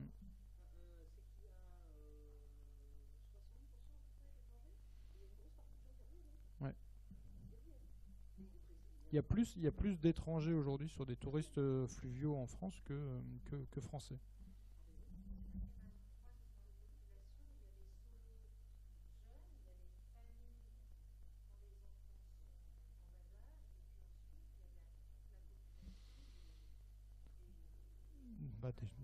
Bah, c'est clair qu'il y a il y a clairement des publics différents. Il lève la main, il est gentil, il prend pas parole. Ouais, ouais. Ouais, mais c'est ça. Bah, la difficulté, c'est clairement d'agréger un maximum de data sur aussi les transports, etc. Euh, Après, on a des difficultés aussi de financement de cet outil-là et de modèle économique de cet outil. Parce qu'en Suisse, le Suisse Mobile est quand même très subventionné et sponsorisé au final. Donc on pourrait imaginer clairement ça, mais en France, ils se sont arrêtés très vite par manque. C'est pas un problème technologique, parce que des mecs, on est quand même la French Tech, on s'est bossé quand même sur ces questions-là. Mais c'est vraiment l'accès au financement pour développer ça, et après l'accès à arriver à agréger l'ensemble de ces datas sur le territoire.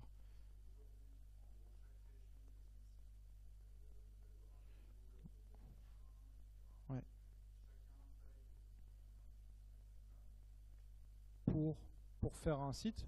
Ouais. Mais c'est même pas que les régions. C'est les régions, c'est les départements, c'est les communautés de communes. Et c'est les offices de tourisme.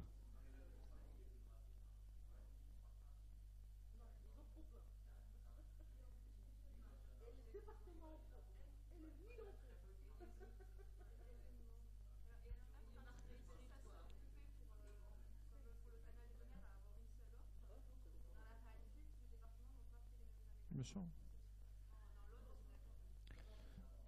Le, l'une, L'une des plus grosses difficultés dans le tourisme est clairement de travailler en bonne intelligence entre les acteurs. C'est clair. On a une vraie difficulté aujourd'hui. C'est aussi la volonté derrière de. C'est un peu la volonté, c'est d'essayer de pousser sur des nouvelles destinations, qui sont les contrats de destination, et qui ne sont pas uniquement sur des échelles territoriales existantes. Moi, je travaille un peu sur le massif des Vosges, qui est sur deux régions ou trois régions même, parce qu'il y a peut-être un peu le territoire de Belfort et donc la Franche-Comté. Il y a la Lorraine, il y a l'Alsace, donc il y a plein de départements, il y a deux parcs naturels régionaux, et l'idée c'est d'essayer de travailler tous ensemble dans une bonne intelligence.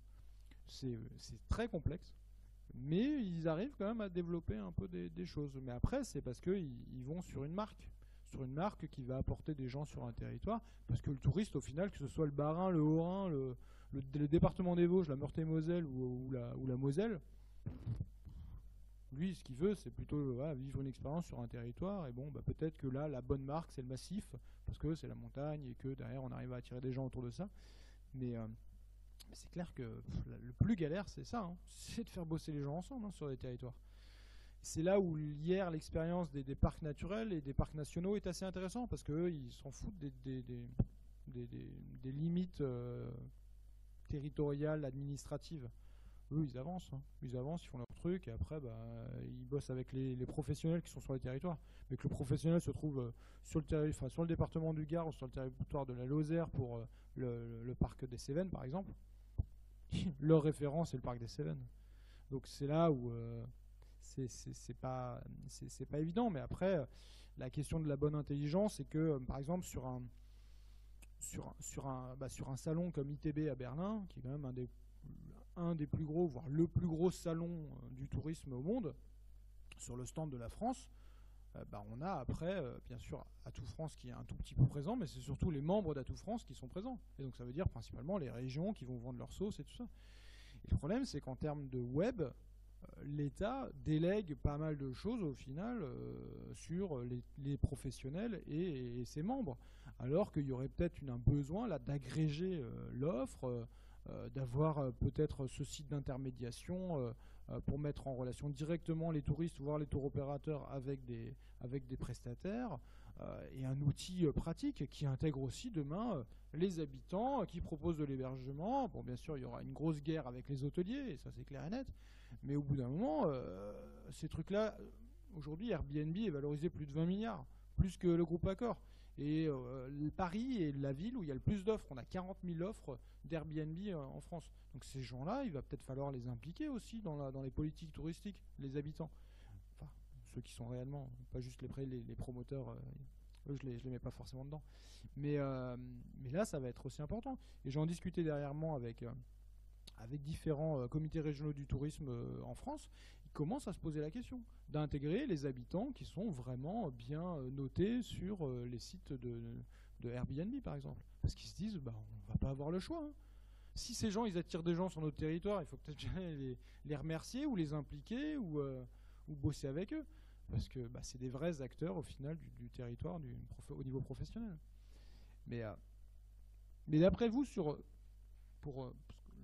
le temps file et je n'ai pas envie de fermer la boutique ici, parce qu'on a pris les problèmes, on a beaucoup débattu et tout ça, mais concrètement, sans parler forcément de ciblage, en termes marketing, est-ce que si moi demain je dois faire des préconisations en fait dans ce rapport, est-ce qu'il y a un travail à faire de professionnalisation des prestataires, des tours opérateurs réceptifs par rapport à ces différentes clientèles et par rapport à ces différents marchés-là? Est-ce qu'il faut former ces gens-là? Est-ce que c'est important d'offrir des formations spécifiques, limite des MOOC, hein, histoire d'être un peu dans l'air du temps? Est-ce que derrière, on doit essayer de créer des solutions pour créer cette rencontre entre ces tours opérateurs internationaux et les prestataires français qui peuvent créer de la valeur ajoutée en France sur le slow?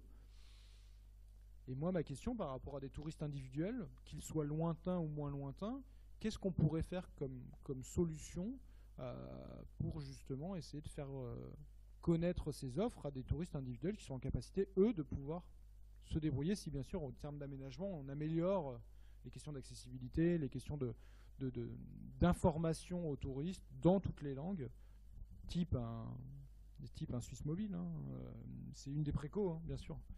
Et de voir si je sais pas, si la BPI France veut pas un peu aider sur ces questions-là. Mais qu'est-ce qu'il faudrait aujourd'hui? Est-ce que si on veut utiliser les gens qui ont beaucoup voyagé, est-ce qu'on peut les utiliser? Est-ce qu'on doit beaucoup plus utiliser les blogueurs internationaux? À ITB, il y avait une soirée de blogueurs internationaux du voyage. Moi, je suis pas blogueur, mais on m'a invité, donc il m'a dit qu'il y avait à manger, donc j'y suis allé. Et c'était fou, cet engouement. Il y avait, je sais pas, ils étaient 120 blogueurs internationaux qui étaient là à échanger, à débattre. Et je discutais avec un Allemand, il me disait « Ah ouais, moi je suis blogueur spécialisé sur les campings familiaux. » Ah ouais, c'est touchy, hein, c'est précis. Hein. Ben oui, mais lui, il était blogueur professionnel et il partait en fait avec sa famille tester les campings familiaux dans le monde entier. Mais bon, qui aujourd'hui en France, comme professionnel de l'hôtellerie plein air, va aller contacter Brian, ou je ne sais plus comment il s'appelait, pour le faire venir tester son produit?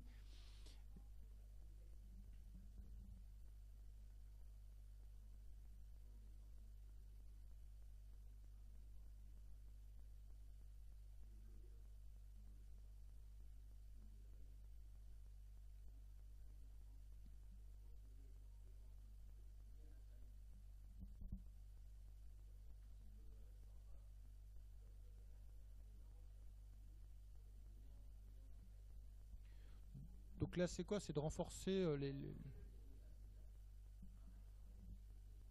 Ouais.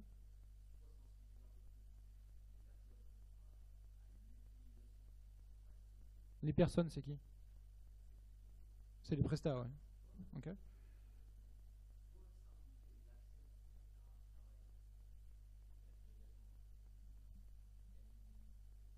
Ouais.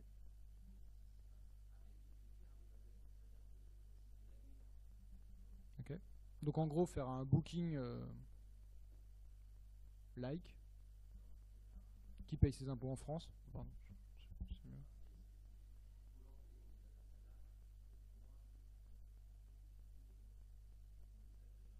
Ouais.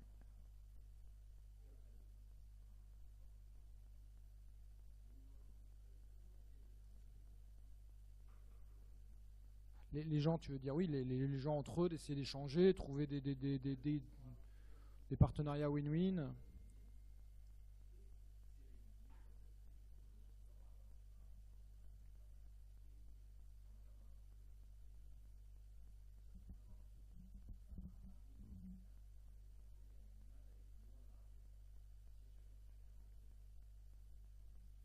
Oui, non, mais l'idée est là, hein, et et c'est vrai on a cette difficulté après sur certains territoires d'animation, que ce soit au niveau des communautés de communes qui ont la compétence tourisme, que ce soit au niveau des départements ou au niveau des régions, cette difficulté de comment animer, sur qui s'appuyer aussi, parce que sur une région c'est grand, hein, et demain avec les régions ce sera encore plus grand.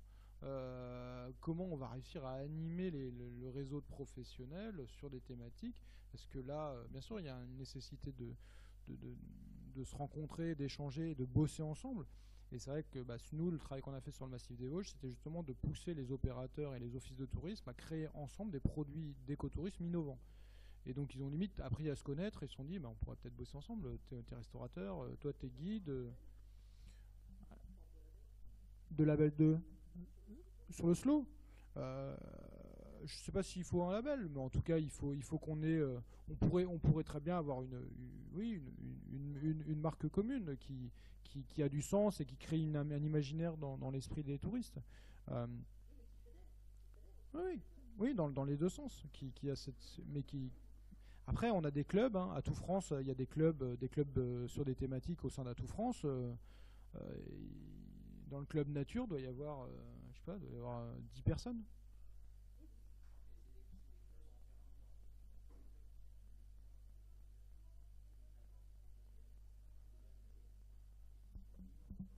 Mm. Il n'y a pas de vin. Ouais.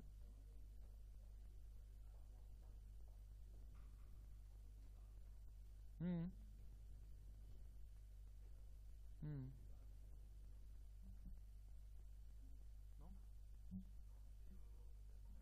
Ouais. Ouais.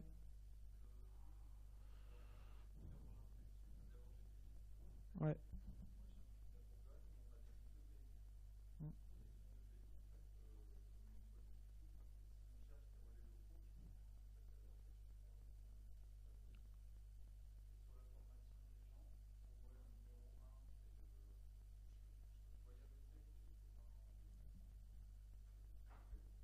Mhm.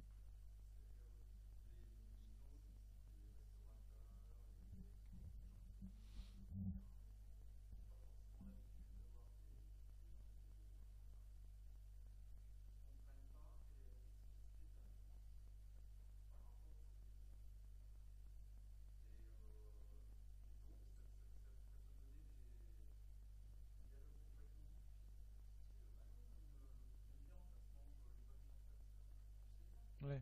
Bien sûr.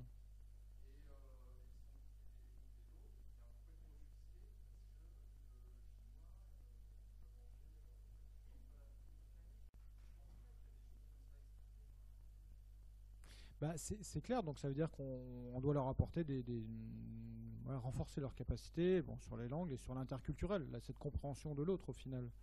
Et ça, c'est pas trop complexe au final en termes d'outils. Enfin, la langue un peu plus, mais l'interculturel, on peut leur apporter des éléments. Après, sur la langue, il faut une certaine motivation quand même. C'est peut-être le problème aujourd'hui de pas mal de gens sur sur les langues. Mais c'est clair, sur les langues, on a un vrai enjeu qui n'est pas, qui est pas lié au slow, hein, qui est lié au tourisme. Oui, il y a des outils, mais c'est vrai qu'il y a un peu une flémingite aiguë quand même, hein, sur le fait d'apprendre des langues. Et après, c'est un problème qui est beaucoup plus général. Parce que pour ceux qui ont fait des études en France, les cours de langue, c'est quand même un peu nul. Voilà, enfin.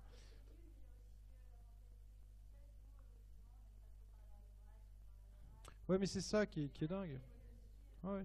Ouais, mais c'est clair que je pense qu'il y a une vraie évolution là importante. Là, il faudrait plutôt voir avec Najat Valco Belkacem pour essayer de discuter avec elle de ça. Mais c'est clair que la question des langues à l'école très tôt est une nécessité. Et moi, quand je me souviens, moi je viens de Strasbourg, j'ai commencé l'allemand en CE1 et je parle pas allemand, alors que j'en ai fait 14 ans. Mais je suis allé peut-être une semaine dans le pays là-bas, alors qu'on était quand même pas très très loin de la frontière, quand même à Strasbourg, hein. Et nos cours, on parlait pas.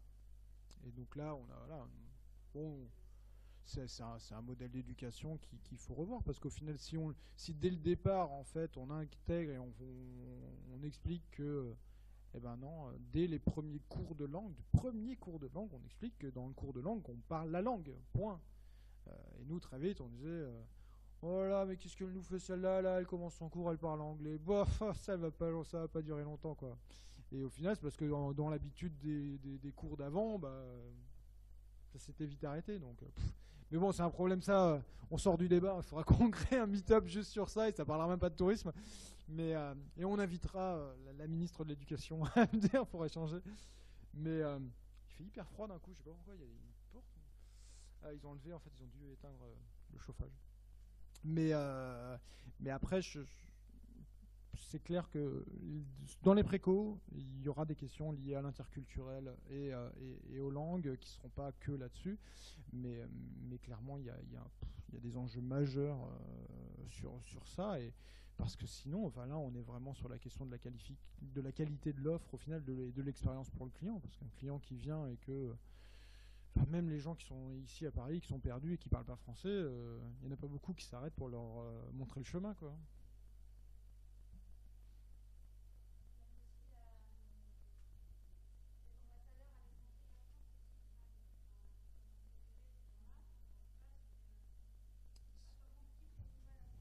Il n'y a pas grand-chose aujourd'hui, à part Atout France qui va avoir les maisons de la France, qui sont des trucs très institutionnels dans les pays, ou les alliances françaises. Mais derrière, on ne va jamais utiliser les expats, par exemple, alors qu'on pourrait très bien les utiliser comme des vrais ambassadeurs et prescripteurs de la destination France, à s'appuyer sur eux pour communiquer. Et ce serait très intéressant de les utiliser, à mon avis, sur un espèce de blog collaboratif dans la langue de tous les pays où sont installés ces Français-là, pour qu'ils racontent un peu des souvenirs de leur vie en France et de leur territoire.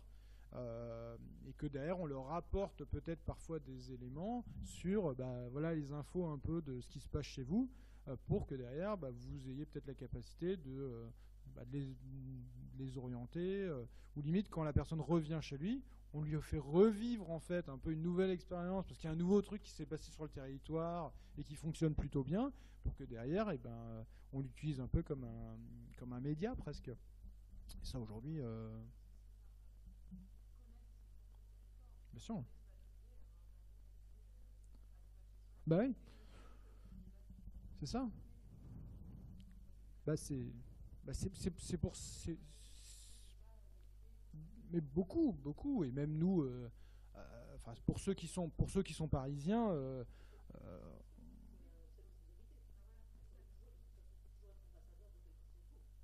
oui, sur le territoire français. Mais c'est là où ces gens-là, il faut qu'on arrive à créer cette communauté. Et on est vraiment aujourd'hui voilà, sur cette société très communautaire, liée aussi au web. Et je pense qu'on aurait cette capacité à l'alimenter vraiment pour.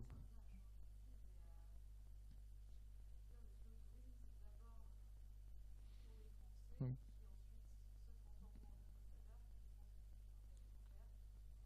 ouais, mais why not? Après, derrière, il faut qu'on ait cette vision-là globale pour comprendre que ça, c'est la première étape pour aller vers là-bas. Mais il faut le vendre comme ça, parce que si derrière, demain je dis à Laurent Fabius, ouais, non, finalement, c'était une connerie d'aller essayer de viser les pays émergents, on va cibler les Français, point. Il va me dire, ouais, mais moi j'ai ma balance commerciale, là, elle tire un peu la gueule, donc il faudrait quand même qu'on se bouge. Donc clairement, l'argument, il va pas faire mouche, donc il va falloir que...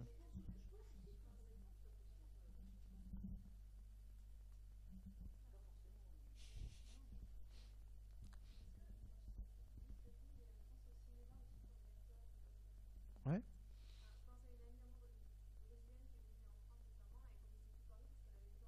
Mhm.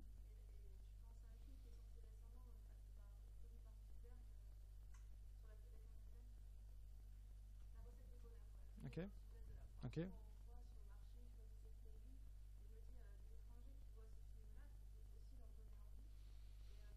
clairement. Non, mais clairement, bien sûr que le cinéma et les films sont un super vecteur de communication, que ce soit sur notre territoire en France, parce qu'on est quand même, mais même dans l'autre sens, voilà, bien sûr, clairement. Ah non, mais c'est certain que ça peut être un outil. Mais après, même de manière non, mais après, de manière globale, même simplement la vidéo, hein. La vidéo, je pense qu'elle est complètement sous-exploitée en France pour montrer les territoires, les rencontres, les expériences françaises en termes de tourisme, hein. Euh, enfin, le problème du truc, c'est que j'ai pas cette vision d'être un touriste international qui découvre et qui recherche des offres françaises, mais je serais curieux de savoir, par exemple, s'il y a je sais pas s'il y a une chaîne YouTube un peu originale et atypique qui montre un peu la destination France sous des angles un peu originaux. Je ne sais pas. Oui, mais sur de la vidéo et raconter des histoires. Et je ne sais pas aujourd'hui, est-ce qu'il y a une chaîne YouTube France? Enfin, bah, oui, mais c'est là où on est bien obligé d'utiliser après de la vidéo pour faire un peu de buzz et pour attirer. Et après, un blog collaboratif qui va parler de la destination France par l'intermédiaire des gens dans les pays, on a déjà une attache parce que c'est un mec qui a son réseau dans le pays et qui va parler de la destination France. Et en même temps, par des recherches sur des mots-clés, bah, il va mettre en avant des sujets précis, bah, peut-être qu'il y a des gens qui vont tomber dessus, qui vont trouver ça cool et qui vont après être accrochés. Mais il faut avoir une vraie stratégie web marketing, bah, que très peu de territoires et que très peu de, et qu'au niveau national on n'a pas forcément aujourd'hui. On n'a pas, quand je dis que voilà sur Google UK tu tapes Travel France et tu tombes sur pas grand chose, c'est pas normal quoi. C'est pas normal que tu tombes pas sur un site qui présente l'offre française innovante, sympa, attractive.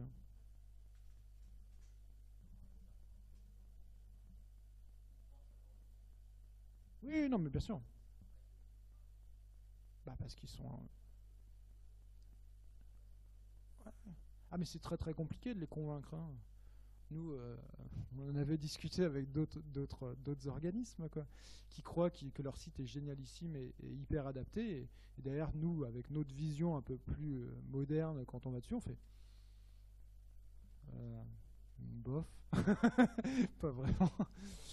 Donc c'est sûr qu'il y a, il y a- il y a- il y a des enjeux énormes. Et c'est vrai qu'ils ont l'impression d'être hyper bons au final, pour beaucoup. Et c'est compliqué, nous, de venir dire non, c'est pas vrai, vous n'êtes pas super bon.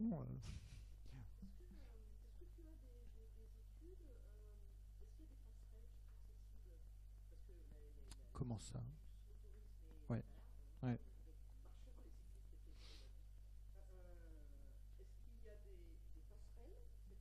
Mm.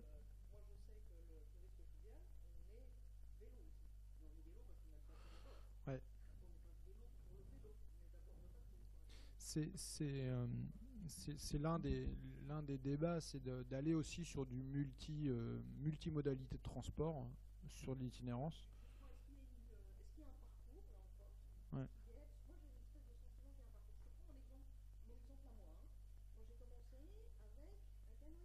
Mhm. Ah, je vois ce que tu veux dire. Ouais, ouais.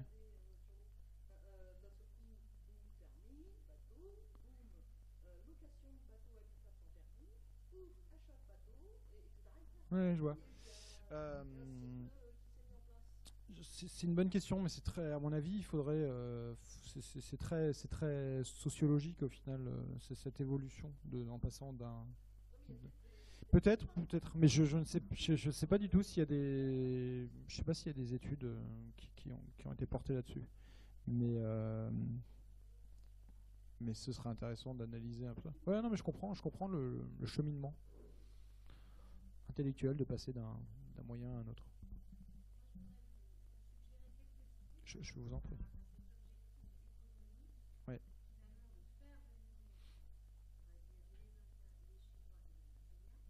Ouais.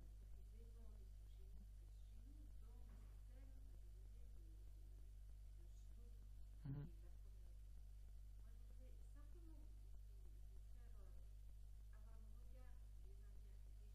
Mhm.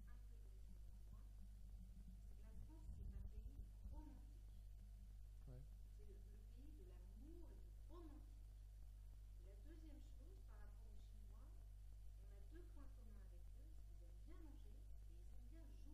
Mhm. Mhm.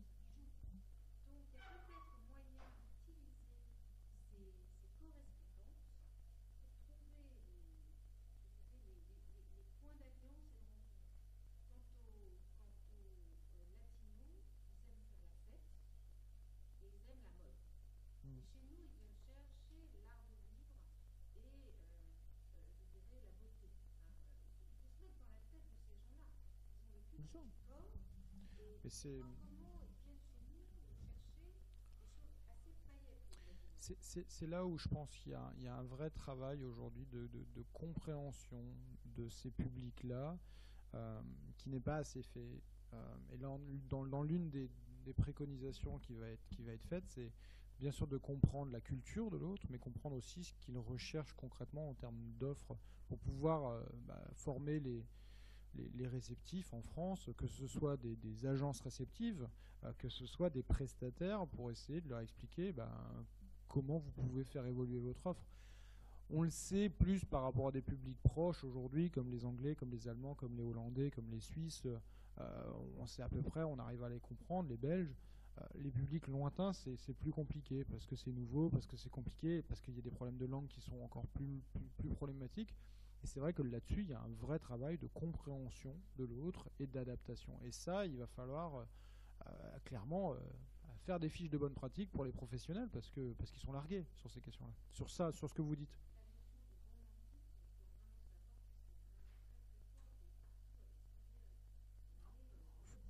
On fera des bébés. Hein.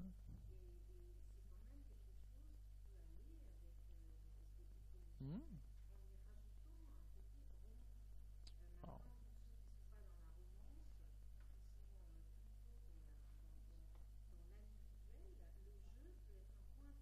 mmh. Bah,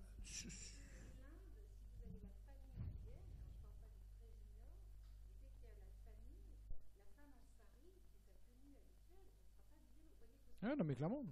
Non, mais oui, mais c'est des exemples précis qui sont hyper importants. Mais bien sûr. Ouais, adapté à ça.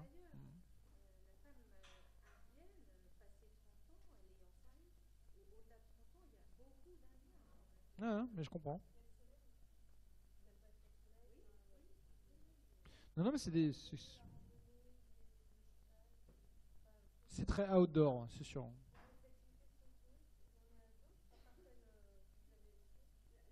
Bah, après, on peut raccrocher à d'autres choses. C'est clair qu'après, on peut ramener à d'autres thématiques qui sont aussi liées à d'autres pôles. Hein. Sur le no-tourisme, sur le. Oui, complètement. Ouais. Oui, oui, bien sûr. Ils vont dans les ashrams. Ouais.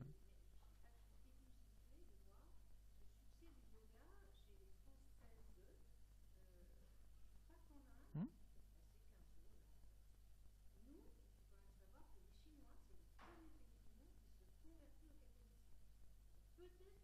Ouais, peut-être. Ouais, ouais, ouais.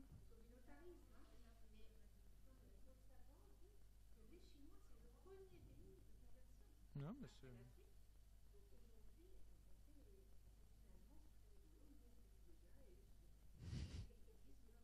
fournisseurs, hein.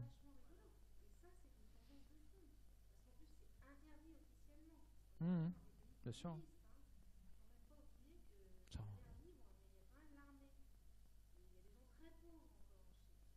bah oui. Non, mais ouais, mais ça, par exemple, c'est des choses que les professionnels ne savent pas forcément. Donc, Mhm. Bah, peut-être. Mais avec un petit parapluie contre le soleil. Oui, parce qu'ils aiment pas trop le soleil. Mais on adapte. Oui, mais bon, on est quand même sur des territoires bien larges. Il n'y a pas, y a pas d'ombre, hein, Oui, oui, oui, oui. Mais ils se protègent bien quand même. Ils se protègent bien. Oui, c'est ça, ils ont les ombrelles. Bah, ce serait joli de voir des Chinois avec leurs ombrelles sur Saint-Jacques.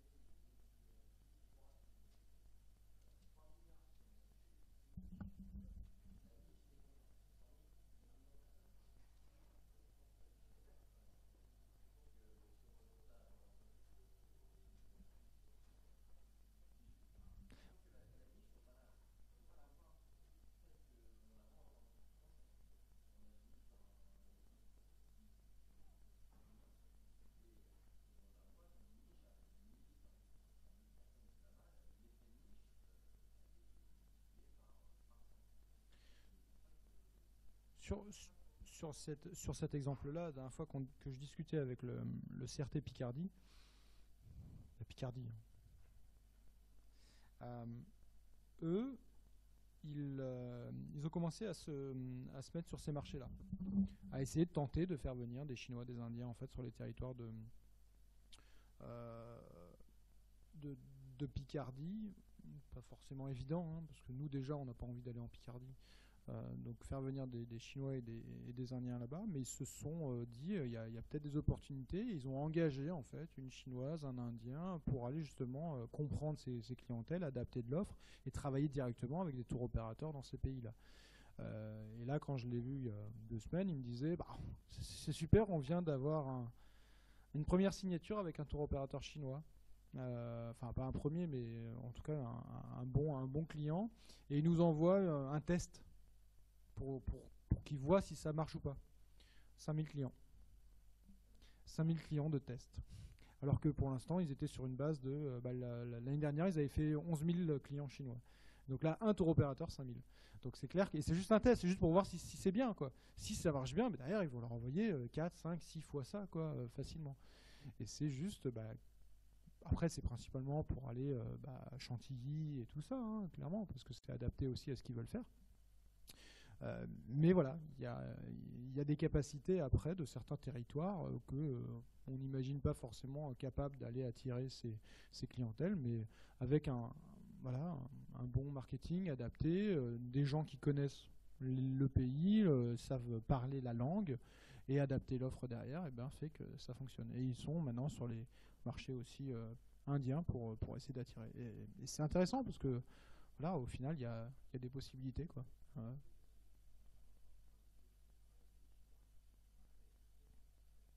Ouais,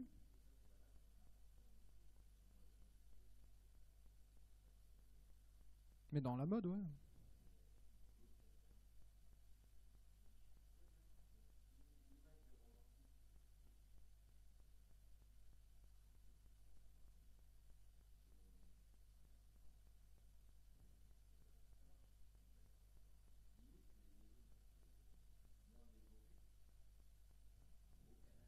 Mhm.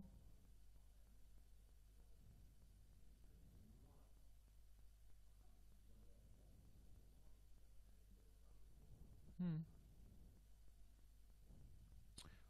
Ok. Il est, il est 8 heures. Normalement, le créneau, c'est 6-8. Si vous avez d'autres choses à dire, bah, dites-les tout de suite. Sinon, bah, on peut continuer autour d'un verre tranquillement. Et après, bah, je vous invite donc à... Oui, mettez-les sur la table. Moi, je vais les lire cette nuit. Et je ferai un rapport sur tout ça pour intégrer tout ça dans mon rapport. Et, euh, et n'hésitez pas à continuer à nous suivre. On a un blog hein, qui raconte un peu pas mal de choses sur tout ce qui est marketing, prospective, tourisme durable. Le dernier article qu'on a écrit là, c'est sur le marketing 3.0 dans le tourisme, qui peut être potentiellement intéressant pour vous. Et donc prochain rendez-vous, c'est le 3e jeudi du mois de avril. Je ne sais plus quel jour c'est exactement. Et donc on parlera du tourisme au sein des patrimoines mondiaux de l'UNESCO, et pour essayer de savoir comment on optimise les flux de touristes sur ces zones-là pour faire en sorte que ces patrimoines, on arrive à les garder longtemps, durablement, et que tout le monde n'essaye pas de prendre un petit bout de la pyramide et que derrière on n'a plus de pyramide. Voilà, merci beaucoup.